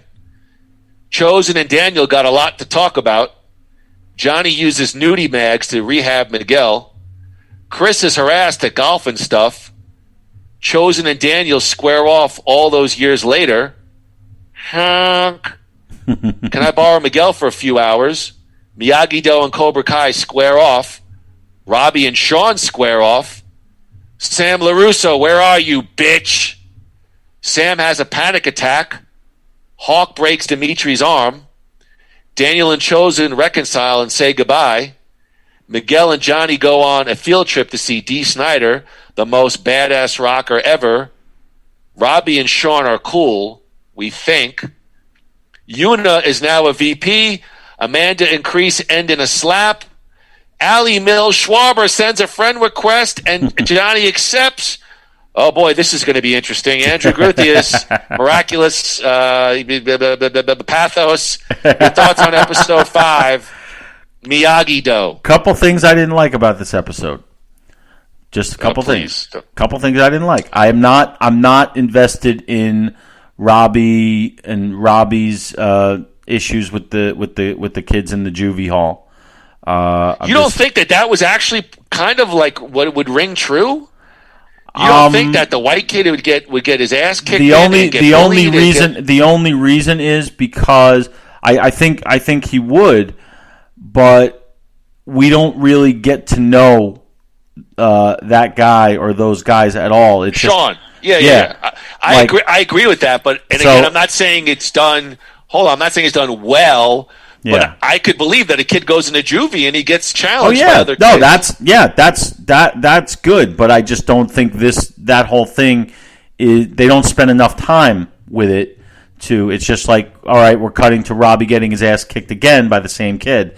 We're not even getting to know him. So I'm not fully invested in that.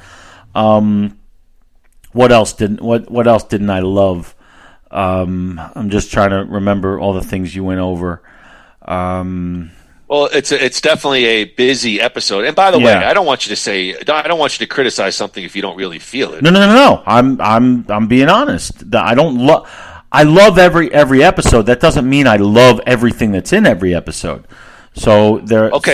So I'm just trying to think. Let me throw some points and maybe you comment. Okay. Yeah. Go. All right. So here's where I wanted to talk about Chosen.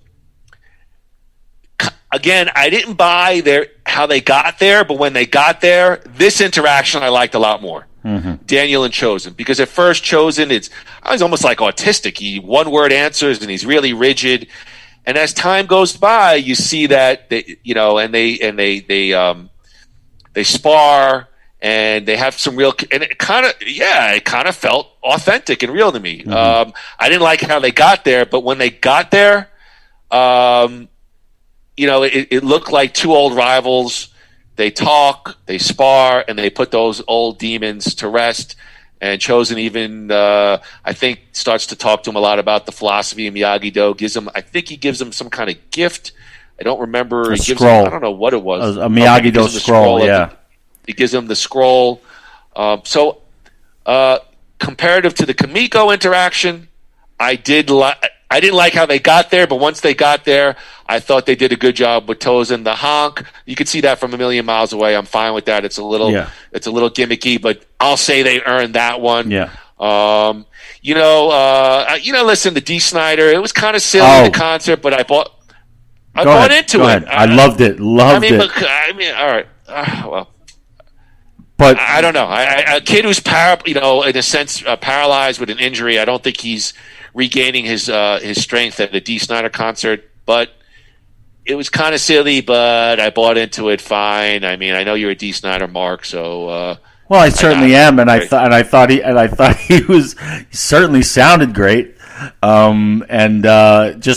I love seeing them. I love seeing Johnny and Miguel at this thing with the selfies that they're taking. And even what Johnny's wearing is great. That jean cutoff jacket. I love that shit. And yes, I was moved by the toe tapping. It really got me because they're not just showing this thing just to show it. Everything is moving the plot along. You're 100% on point with, as far as I'm concerned, about the Chosen thing. I love it. The whole, it's a movie's worth of a relationship in one episode, going from point A to point B. I love how they start, and I love what? You know what you should be? What? You should be the guy that for every movie there's that quote on the bottom of the poster. Yeah. Andrew Guthias. Yeah. Florida Standard. I loved it. Yeah. I laughed. I cried. But mostly I laughed. But I do love how their dynamic progresses as time goes on. Of course, you see the honk coming a mile away, but that's part of the joy of this whole thing because you can't wait to see it. And then Chosen, I thought Chosen was messing with his head the whole time. I didn't think you're probably right. That's what I thought. You're probably right. But either way, their chemistry is terrific. They work together beautifully. And now I'll tell you one thing I really did not like about the episode. Okay.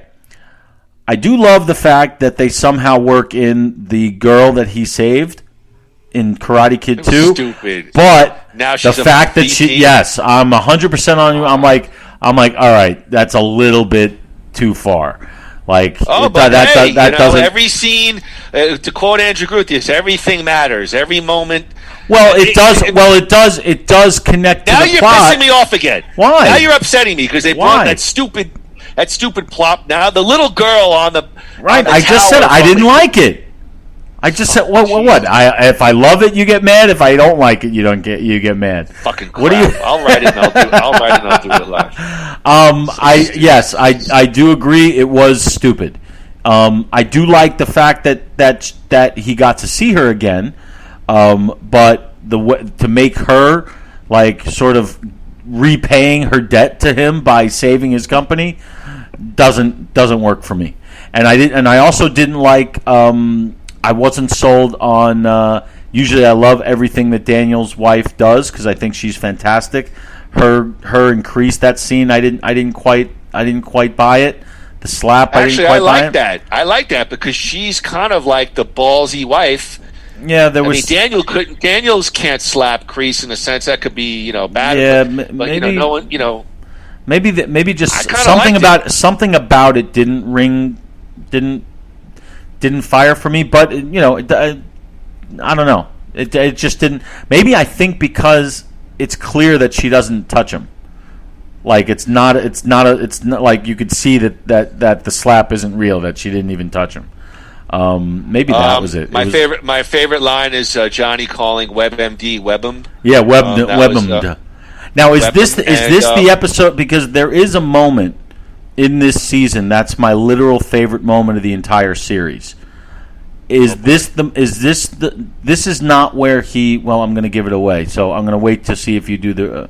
I'm going to wait to see if it's in the recap of the next episode because it's either in this episode or the next one. But yeah, I love the Chosen stuff wins the episode. That's the centerpiece of this thing. There are a couple weak things surrounding it, but the Chosen stuff really, really hammers it home. So yeah. What about Hawk breaking Dimitri's arm? Oh, pretty intense. Another. I didn't like that either. I thought that was too far. It would and there are things that would never happen that you could buy. This would never happen, and you don't buy it. Hawk would be arrested, no matter what. What is Dimitri going to do when he goes home to his parents? Oh, I fell. I mean, Oh, now you want to bring in realism. Now you want to talk about but sometimes they go too far when they don't have to.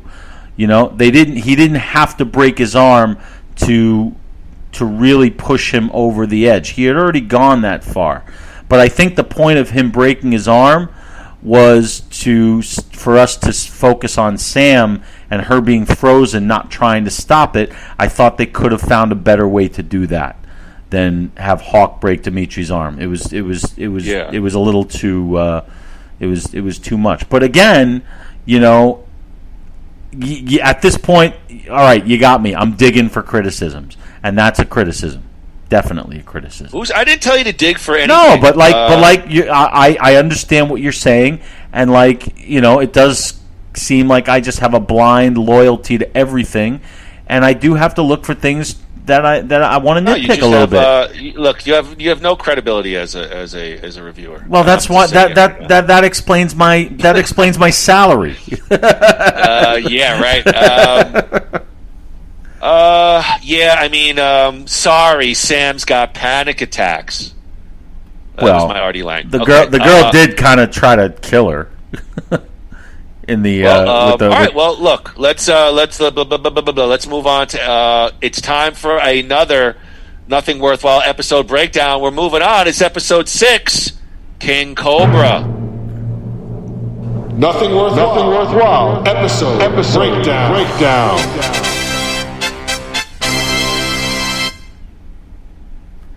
Marion Cobretti. I just said that.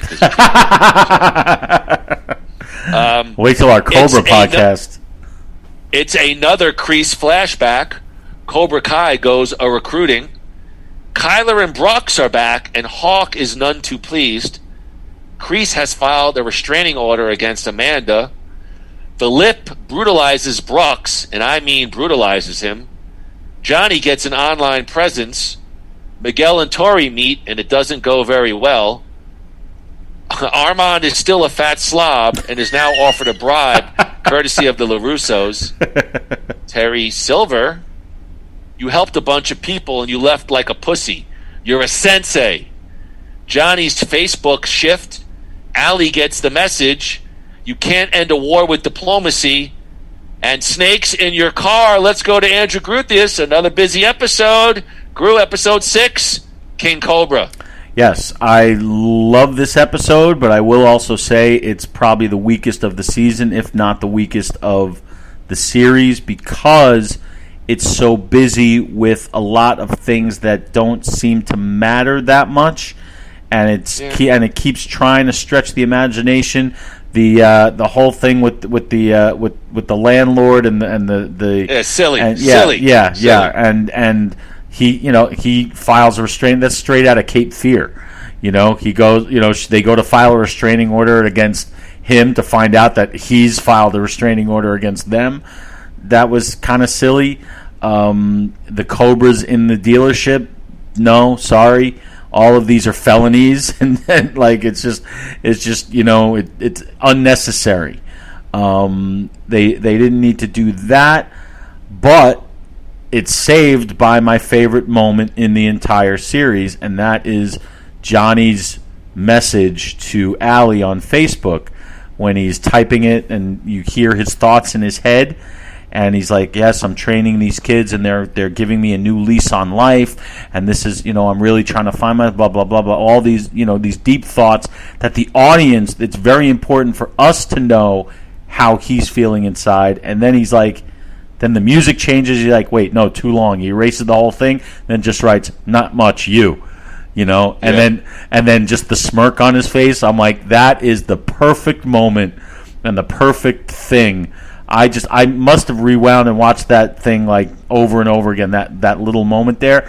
And the reason that it, besides being hilarious and true, the reason, the genius of it is that it gives the audience a pipeline into Johnny's head while still keeping his outward emotions in check, which is very important to the character of Johnny. And I absolutely flipped for that little moment there. But yeah, the episode is it's doing mop up work. Hawk beating on that kid like that's another felony. I mean, it's cool. You're sitting there like yeah, but at the same time you're like, all right, this is a little fucked up. Yeah. Yeah, I mean, now you find realism. I mean, no, it's not. It's got because when it's unnecessary, you don't. When they do things that seem to be designed just to get fan reaction and not mean anything deeper, and sometimes they go a little too far. In this instance, I felt they went a little too far because it wasn't necessary. He could have gotten his revenge on the bully in a more realistic and meaningful way instead of just literally like those punches would kill somebody. I mean, now not buying your criticism. I mean, why? You're talking about bunching because that's my opinion, and I'm going to speak my opinion. You've just had 4 minutes to vomit up your thoughts on this episode. I mean, you got a bunch of new kids. Kreese has gone recruiting, and Hawk's going to keep his turf, and so he's going to make an example out of somebody, and that's one of the kids that used to bully him.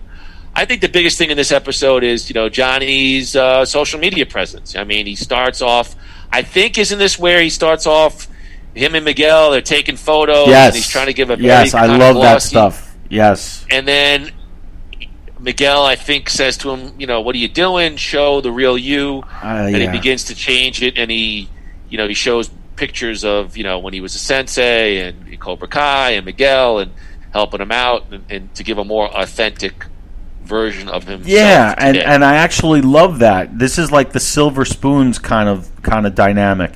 He's like Miguel is helping Johnny with these things, and for some reason I love that dynamic there. I love how they're each filling. You're gonna punch me, but they're each filling the void. Johnny's the father that he never knew, and Miguel is becoming everything that he had hoped to have in Robbie, but screwed up, they're each getting a second chance, and that kind of dynamic where, Robbie, he's bringing Miguel to the concert, and Miguel is showing him how to do this stuff online. Like, I just love that. These guys are so good together, and every moment they have on screen is terrific, and this is no exception.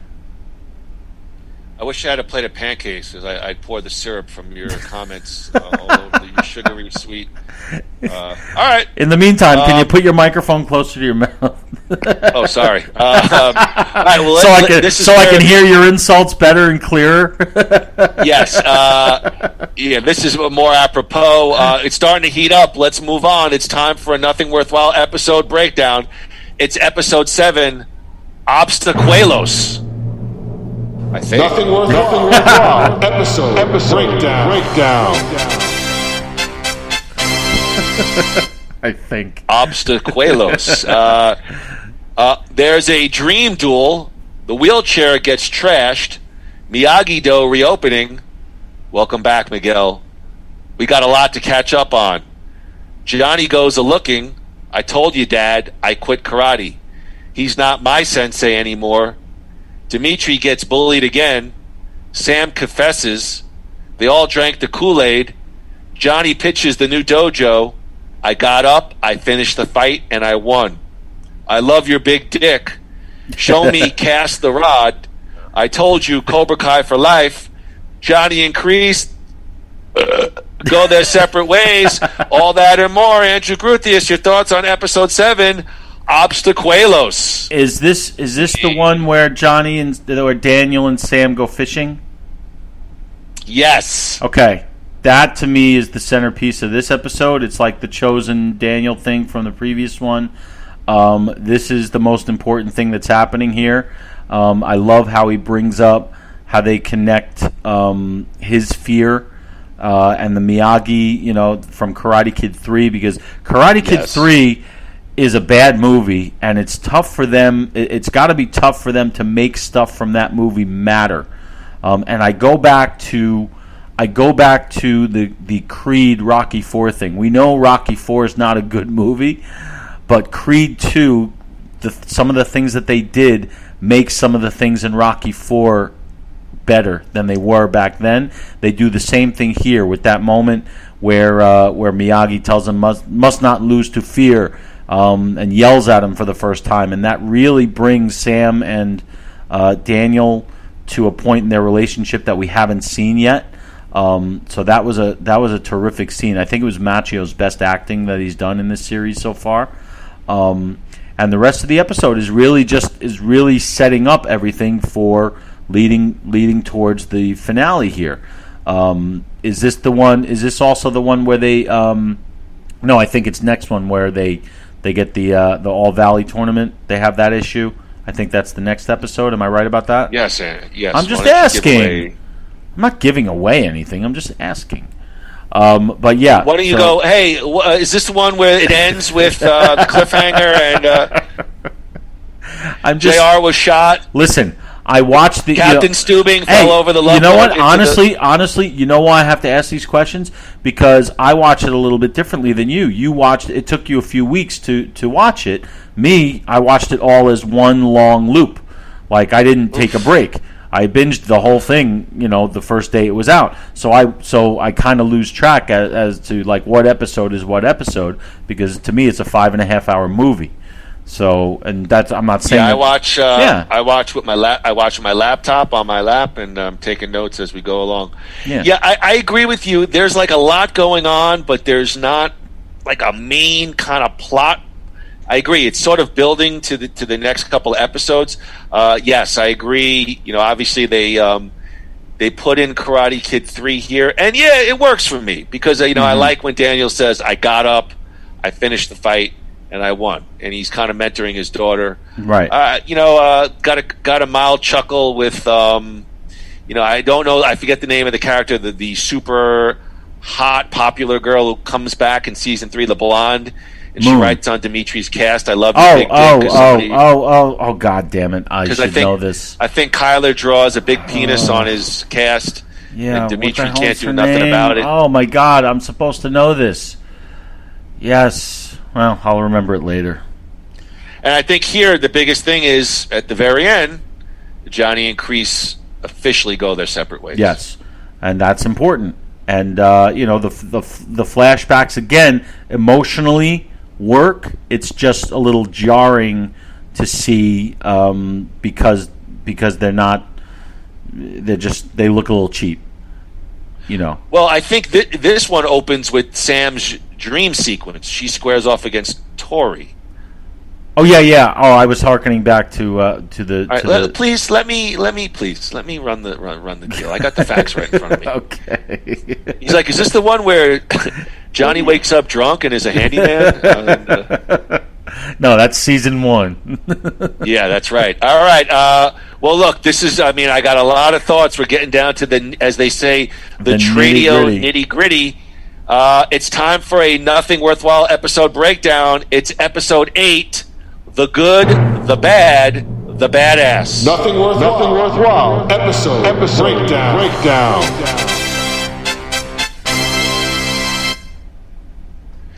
Kreese is everyone's problem now. Both of you, stay out of my life. Sam bumps into an old friend. I'm 101% in love. Take it easy, Sensei. Great line. Ass face is fine. The All Valley Karate Tournament is canceled. At least I know who I am. Johnny and Carmen have a moment. Daniel, Kreese, and Johnny all make their case. Sit down, all of you. Miguel and Sam make their case. A friendly sparring session goes down. You two deserve each other. Johnny and Carmen, thank God. Robbie and Kreese. All this and more. Andrew Grithius, your thoughts on episode 8, the good, the bad, the badass. Well, as you can see, I'm wearing my Eagle Fang karate shirt. Right? Is this the episode that officially introduces Eagle Fang? I think so. Episode 8, right? 9? Oh, is it 9? Oh. Okay. Like I said, you know why I have trouble with that. Because. Yeah, let's not worry about facts in a good broadcast. Let's just. Okay. Yes, I actually love this thing where they have to go and fight to get the tournament back on. I really do like that. I like the fact that they're kind of like that for even a brief moment. All three of them are on the same side. They're fighting. Are they really though? Well, no, but it's like they're all trying to. They all have the same goal here. And I like that. Okay. I like that shot of them all having to sit together. Actually, I did see a funny thing, one of those memes today where it was like Kreese, Johnny, and Bernie Sanders. Like have you seen those? Have you seen those things with Bernie Sanders sitting? You haven't? You don't know what I'm talking about? Yeah, I can't get. I'm done with it already. I mean, I think it's been a day. It's been a day. Yeah, I have a very short attention span. I think they're really funny, but yeah, I mean this episode is about the wedges sort of dividing between Robbie and Goodness. He's really drifting toward to Kreese now. You can see where he's going. Yes, is everything telegraphed? Absolutely, but it's always been like that. Yeah. This is. There's not much to criticize here, as far as I'm concerned. No, obviously Sam kind of reheats it up with Miguel, and my favorite storyline is Johnny and Carmen, and I'm like, I'm secretly touching myself talking about it, but I just love. I love that. I love that storyline. I do too. Was glad to see them hook it up. And, absolutely. Not much more to say, so let's keep on going. Let's move on to episode 9. It's time for another one, episode 9. Episode 9, Feel the Night. Nothing worthwhile. Episode breakdown. Okay, here we go. Feel the Night. Allie is here, but why? It's been a long time since I've been in this situation. Can you say that the way you're supposed to say it, please? Allie's here, but what? There you go. Thank you. He's very here. Much. She's here. Thank you very much. My favorite line, and Johnny, I could sympathize. It's been a long time since I've been in this situation. Robbie and Cobra Kai. After all these years, Johnny and Allie. Come on, Dad. It's not 1984. Allie, the good wife. I mean, ex-wife. Johnny Lawrence, apologize? Seriously, I'm sorry. Robbie steals a snake. Miguel and Daniel find common ground. One All-Valley champ to another. Golf and stuff. Sam and Miguel. And Kreese admits they make a pretty good team. Eagle Fang and Miyagi-Do. Rivalry renewed. Andrew Guthius, please give your thoughts. Sounds like a Lionel Richie song. Feel the night. Well, you know that song. It's from the original movie. Did you not realize that? What is it, like a B-side from Loverboy? No, well, I don't even know. I think it's Baxter Robinson who sings that song, but it's you didn't recognize it? The song that they play on Johnny and Allie's date at golf and stuff is the same song that they play on Daniel and Allie's date at golf and stuff from the first movie. Yeah, I don't. I don't know it that in depth. I don't know it that in depth. Well, I'm please just give me letting your you know. thoughts on episode 9. Okay, so this is the thing that I was worried about the most, because we knew that Allie was going to come in at some point. Was it going to make sense? Was it going to be done right? Was it going to be just fan service? Was it going to be silly? And I have to say, I don't think they could have done it better. And here's why. Because by starting the episode with Allie, I knew it was going to be done right. Because what I didn't want was, like you said, like you didn't like how Daniel just ran into Kumiko, and that's where we see her. You know, to you that didn't ring true. I didn't mind it. This is to know that Allie was there, to know that Allie was home, sort of sets up our, okay, it's going to be interesting. Who's going to see her first? What's going to happen? And it's getting everything off on the right foot instead of just having her just drop in from out of nowhere and all of a sudden like, oh my God, there she is. Here she is starting the episode, and her dynamic with Johnny, filling in some gaps as far as their relationship, where they were before Daniel came onto the scene, was great to hear and sort of visualize in a way. The acting is terrific. Elizabeth Shue looks beautiful, aged beautifully. You don't think so? I do. You're making a yummy sound. She's great in The Boys. She's great in the show The Boys. And I thought she was terrific here. I had read a couple of reviews before seeing it, and there were some criticisms about her, so I was a little concerned, but it was alleviated immediately. Big word. I think that's the heart of this episode. I love. By the way, that girl's name is Yasmin, the girl who signs Dimitri's cast. I had forgotten it, but I just remembered Yasmin. Thank you, Andrew. I just want to, my Cobra Kai IQ drop. But yeah, and this is where episode 9. This is where we get to meet Eagle Fang, which I think is a hilarious scene. He's like, what has bigger fangs, or what's bigger? What eats cobras? Eagles. And they're like, eagles don't have fangs. He's like, shut up, or quiet. Like, I just love all that. I love how they found Johnny's niche and they're sticking to it. They're not deviating from it, and I just love, because everything, it just all works because that's who he is, and that's why we love him, and that's why he's the centerpiece of this show. And his performance just keeps getting better and better every episode. This one's no exception. And like I said, the heart of the episode is what makes it work the best, him and Allie, and I love it. Are you done? Yeah. Okay.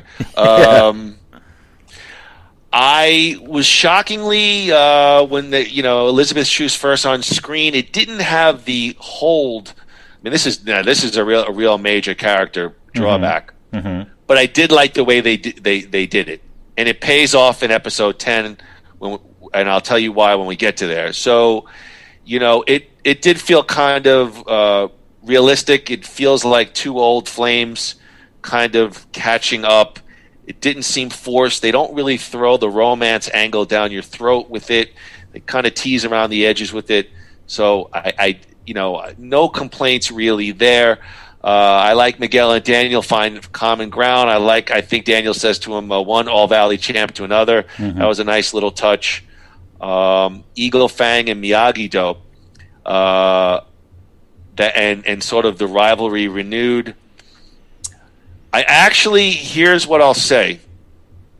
For me, this episode, maybe shockingly enough, I'm actually at this point more invested in some of the kid stuff than the older character stuff. I really, I could not wait to see where they go with the dojos in the final episode, and listen, I'm always curious about Ali. That's a hell of a compliment, though.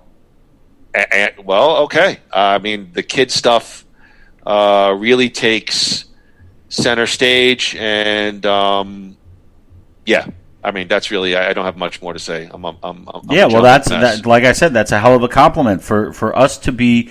Like I said, what's so great about this show that other franchises have been unable to do is that we are just as invested in the new characters, if not more, than the old characters.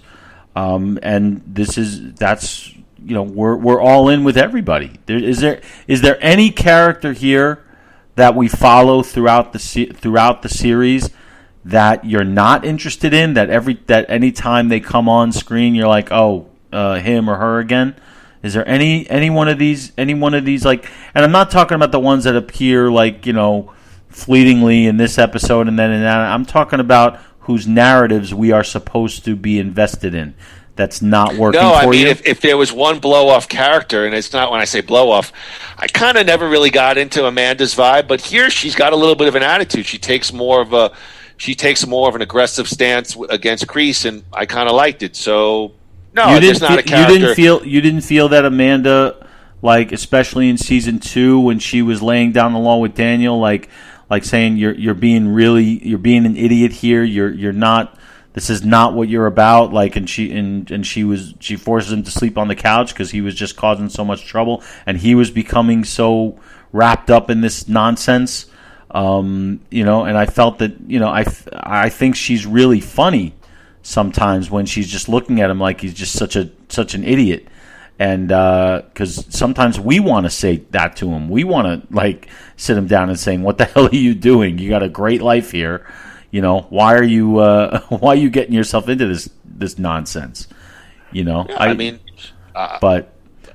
I'm just giving you my opinion. Yeah. You asked me, and if there was a character, perhaps I was a little, it didn't really move me, but I liked her in this season. So yeah, but all the kids. No time. There's nothing wasted, Andrew. Every plot point moves ahead to the. There's not one breath. It's breathless, miraculous. And he's using my own words against me. All right. It should win a Walter Winchell, Cecil Day, whatever. I mean, Cecil B. DeMille. Look, I got a lot of thoughts about the finale. So let's get to our final episode breakdown. It's episode 10, December 19th. Nothing worthwhile. Episode breakdown. We got a lot of bullet points here to cover, a little bit more than the typical episode. Yep. So we got Kreese and Terry Silver flashback. Ali, is it really you? Eagle Fang, weird name by the way. Cobra Kai makes their way to the LaRusso residence. Hanging at the country club. Sam and Tori square off yet again. And the truth is, you are more alike than you want to admit. Time for Daniel to go. The good times far outweigh the bad. Hawk is sorry for all of it. Miguel is back and thanks Kyler for the motivation. Tori leaves, but it's not over. Ali leaves. Will she return? So this is why Terry Silver owes Kreese. What took you so long? Johnny's last chance with Kreese, son versus father. Daniel intervenes with a little help from Chosen. Kreese is spared. We lose, I go. Kreese calls an old friend. In the air tonight. Everything else, I'm exhausted. I'm taking a sip of my water. It's the finale. It's the last episode of season 3. Gru, thoughts on December 19th? Actually, do you mind if we go backwards on this one, and you tell me your thoughts, and then I go? Okay. You want me to go from chronological order? I'd like to hear. All right. To hear what you have to say. I know why. 'Cause he's just going to rip me right now. I am not. But, I do not do that. Again, you get to see the payoff on the flashbacks, and it feels. While I enjoyed it, it feels forced because we know Terry Silver is going to be the calling card for season 4. So, and again, instead of somehow, I don't know. The show is beginning to fall into some parody lines with me, like if there's going to be a new season, you're getting some old callback. And while I can't say when you get to it I hate it, it just feels again kind of forced. So there's my first criticism. Let's see here. Allie leaves, and I liked it. Because it did feel, you get a sense that they're teasing perhaps a Johnny romance. And again, I think I could be wrong, but Johnny makes his way back to Carmen, which I liked, which ties into, again, the Cobra Kai goes to LaRusso residence, and again, it's a full-blown schmaz. Could you criticize that? Is it a little bit over the top? Yes, but here, I liked it because again, the stuff at the school, at the mall, you're going to have security. You're going to have people there to break it up. I mean, as a school administrator, I've never been there in person, but I've heard kids in groups gang-busting their way to a kid's house and ending up on the lawn. And so, again, is it over the top? Yes. To quote Andrew, perhaps they've earned it. I didn't mind it.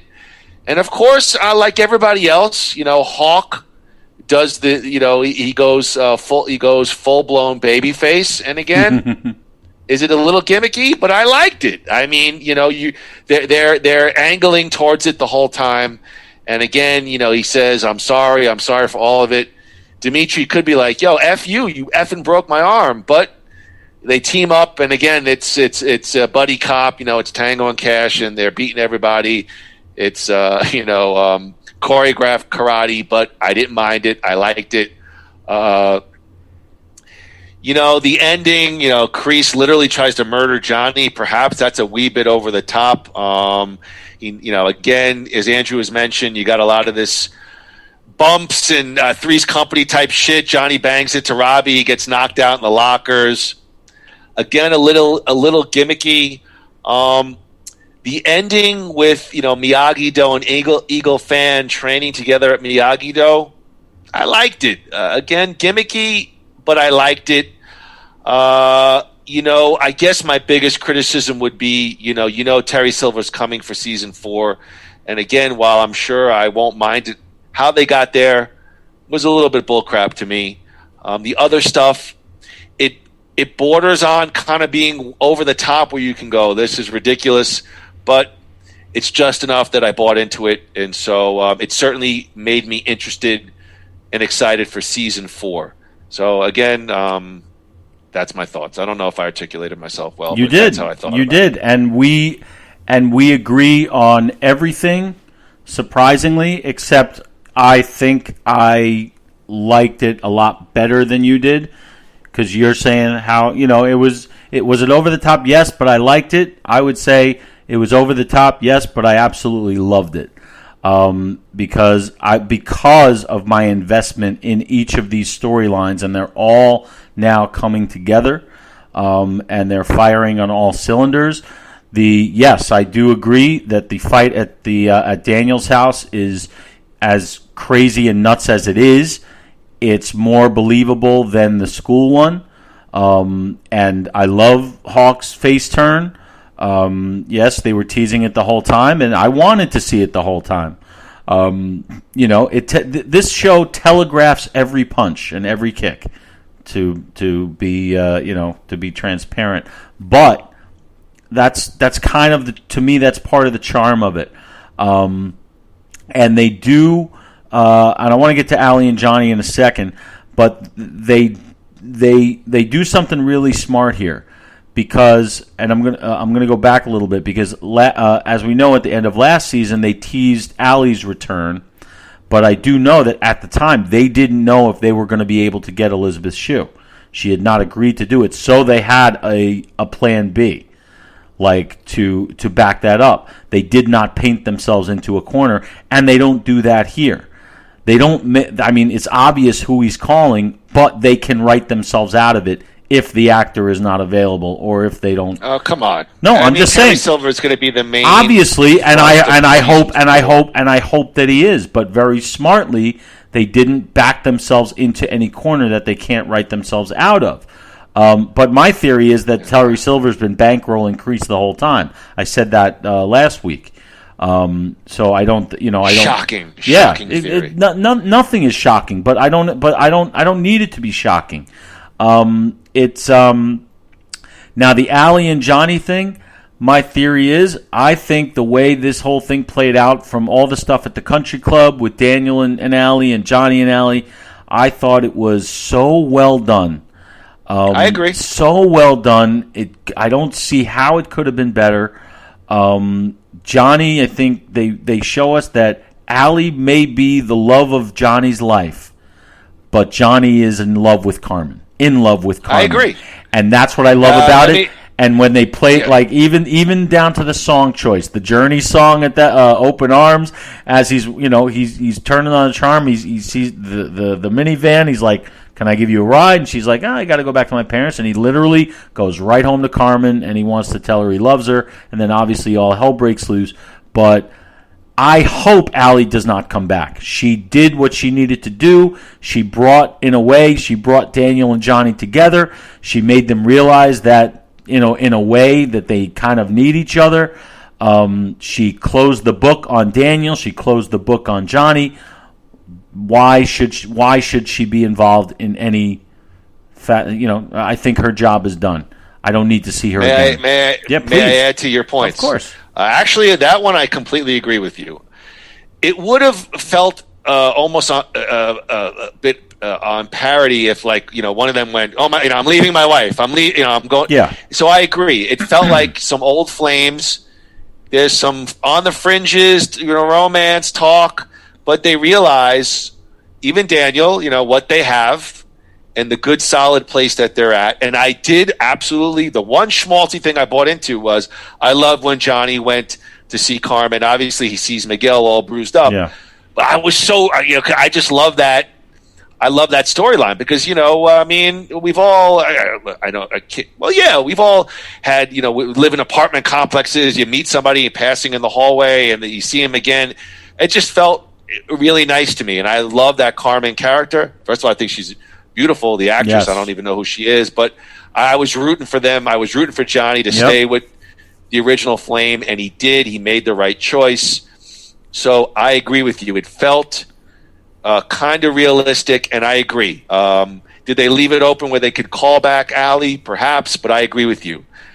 You got your big fanboy moment. You brought back your character. No need, because for me, this season, there's stuff that I criticize, but I really super bought into the kids almost more than the adults. Yeah. Like I want to see Sam and Tori and Miguel and Hawk. I want to see where they take these kids. And now it's been 3 seasons. You've seen Daniel and Johnny interact, and I'm sure there's more area to mine. And I'm certainly interested, but I really want to see season 4. You got 3 dojos now. I want to see where the kids go. And obviously we didn't even talk about, Kreese. They have the big brawl at the end, and Kreese says, "You know what? Let's settle it at the All Valley tournament. We lose, I'm out.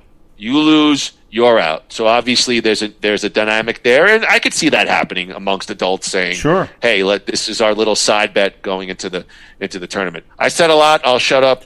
What was your reaction when you saw it? The last 90 seconds when Daniel and Johnny joined forces, and you got Johnny comes in on the drum beat of In the Air Tonight. What was your reaction? I said it was an emotional response. I very much am looking forward to season 4. You're mentioning the fight. I actually thought the crease, he grabs the dagger. That to me was even a little bit more over the top than the kids stuff. I don't know, they're almost insinuating that Kreese could have killed Johnny if Daniel had not came in and intervened, and he used the chosen technique, which I'm fine with. It's a little drawback again to an earlier plot point in the season, so I'm fine with all of it. So to answer your question, as a fan, emotional response, In the Air Tonight. We love that song, to see those guys training together. And it's a new dynamic. Now you're insinuating that if they're friends or colleagues or allies, so you're curious to see where that relationship goes. But this season, I really bought it to the kids. All those kids, I want to see even more where they go in season 4. Because at some point, you can't continue this freaking Hatfield and McCoy's off crazy rivalry. They got to take it somewhere else. Absolutely. I'm assuming, and so I'm curious where they go with all that. You're absolutely right. Well, the creators have said that they have mapped out 6 seasons, which would leave three to go. So that's interesting in and of itself. But my question to you is the same question you asked me earlier about seasons 1 and 2.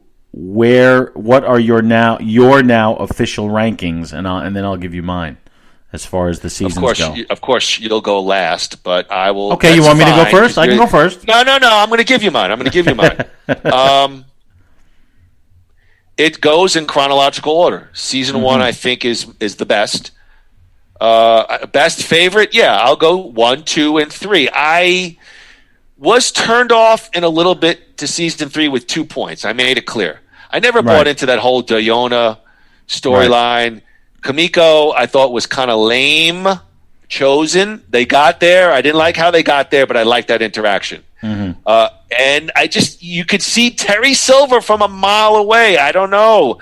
That bothered me. The flashbacks, at first I'm like, oh, this is kind of cool, because I want to see the psychology of Sensei Kreese. He's a fucked up guy. He's had a lot of stuff happen to him. And at first they have a callback to like the swinging 50s. And so you're wondering, it's a very sort of idealistic, kind of period for our country. And so you want to see, how did this guy get, and you see that he gets sucked into the military and of course, it's interesting to see how the Terry Silver, but now I'm like, well, you're getting Terry. And again, I know you're telling me it's not a guarantee, but I'm betting dollars to donuts, brother. I hope you're right. Season 4, you're getting Terry Silver. I hope so. I've referenced articles on the podcast, researching Terry Silver. So, I mean, if you're a producer or whatever, you're making sure that Terry Silver. I can't imagine there's not going to be a Terry Silver in season 4. But to answer your question, 1, 2, and 3 would go. And again, it's real close, but I thought season 1 was the best. Okay, I am going to. I'm going in the absolute opposite direction. Oh no! My favorite season. My favorite, as far as what I think is the best season quality-wise, I think is 2. But my favorite. That's the question. Okay. But my favorite season is 3, and I'll tell you why briefly. See, there he goes. This is what everything's a qualifier. It's best season, favorite season, most. He's going to have 6 lists, 6 different permutations. Only two. Quality-wise, I said the second season's probably the most consistent quality, but this one was my favorite because it brought out the most emotion in me. It had me sitting on the edge of my couch more than either of the other 2. I was actually yelling at people who weren't there more in this one, that it got to me more. It moved me more in many different ways. The last episode to me is one of my favorite 45 minutes of television that I've seen in so many different ways. it just reaffirms my love for this entire, not just this show, but this entire universe. Like I'm looking at the old movies differently now, and I love them even more. And it's because of what they're able to do with this narrative. And I'm glad that your commentary is not somewhat over the top. Looking at movies differently. What's wrong with that, though? When I step outside, the air is fresher, the food is crisper. Well, yes, my food does taste better, which thank God, because if I couldn't taste it, that means I have COVID. Well, but, look, no, that's how I feel. I got to go pee. I got to eat lunch, but I want to comment on what I want to. I thought season 3 was the most hammy, the most gimmicky. I still really liked it, but season 1 was a revelation because we didn't know what to expect. You know, we thought it could be just a fun nostalgia trip. We thought it could be Tango and Cashish. Right. And, you know, to take it to Johnny's perspective, and he's a drunk, and you know, Daniel's, he's a pillar in the community, cars sale. I was blown away. Now, I mean, obviously they set the bar high. So the novelty's worn off a little bit, is what you're saying. Yeah, I agree. I definitely agree. And so that's why, for me, I've really started I found myself, you know, almost after Allie leaves, I almost I compartmentalized it, and I went, you know what? I'm really digging the kid stuff now. Like, I kind of love Johnny, love Daniel, love Amanda, love all that stuff. But, like, you know, Tori and Sam got a real rivalry. Dimitri, Hawk, Kyler, all these, they're interesting characters, and I'm very interested to see where they go with the kids, the school. Well, you know. So anyway, so you're gonna keep your Netflix subscription. Yeah, they just raised the price. Apparently, did they really? Bastards. Well, I guess I'll finally have to get rid of YouTube Red. Yes, I'll have to get rid of XTube Red as well. Nice. No, we never get rid of those. All right, listen, Andrew, it's been a blast. Karate Kid universe. Wow. Close the book. This took us into January. Well, we had some COVID delays in production, infighting, just like Karate Kid. Exactly. Lots of dramatics. As we put the Karate Kid universe to bed until season 4. Next week, we're going to go back to our mainstay, back to professional wrestling. We're talking about I'm back and better than ever. This maniac is gonna. Well, we actually we've met this guy at where did we at WWE Access? We met him at Access, not at WrestleCon. Even though he was there, we met him at Access, and we have the picture with him. In fact, that's the picture we should find to put on as our post thing. that. Yeah. Well, we're going to be discussing the one, the only Eric Bischoff and his run with WCW in the Monday Night Wars. Andrew, off the top of your head, thoughts on next week's show? I'm really looking forward to it. I love talking about that time in professional wrestling because even though we're going to be talking about Bischoff and WCW, there's no way we can't talk about what was going on in WWF at the time because they run concurrently. And what Bischoff did, whether it was on purpose or by accident, changed everything. And there's so much to talk about, and I'm really excited about it. He's a fascinating guy. All right, guys, in the U.S. and India next week, Eric Bischoff, Monday Night Wars, WCW. That's a wrap on the Karate Kid Cobra Kai universe. Gru, you want to take us out of here? I will do just that. Evan, as always, the pleasure was all yours. This was a great journey down memory lane, some twists and turns of our own, but that's all part of it. That's all part of the whole thing. We are very excited next week when we're coming at you with the story of WCW World Championship Wrestling under the tutelage of the one, the only Eric Bischoff. And until then, 1, 2, 3. Rip 'em. Web 'em. Quack, quack. Oh, yeah.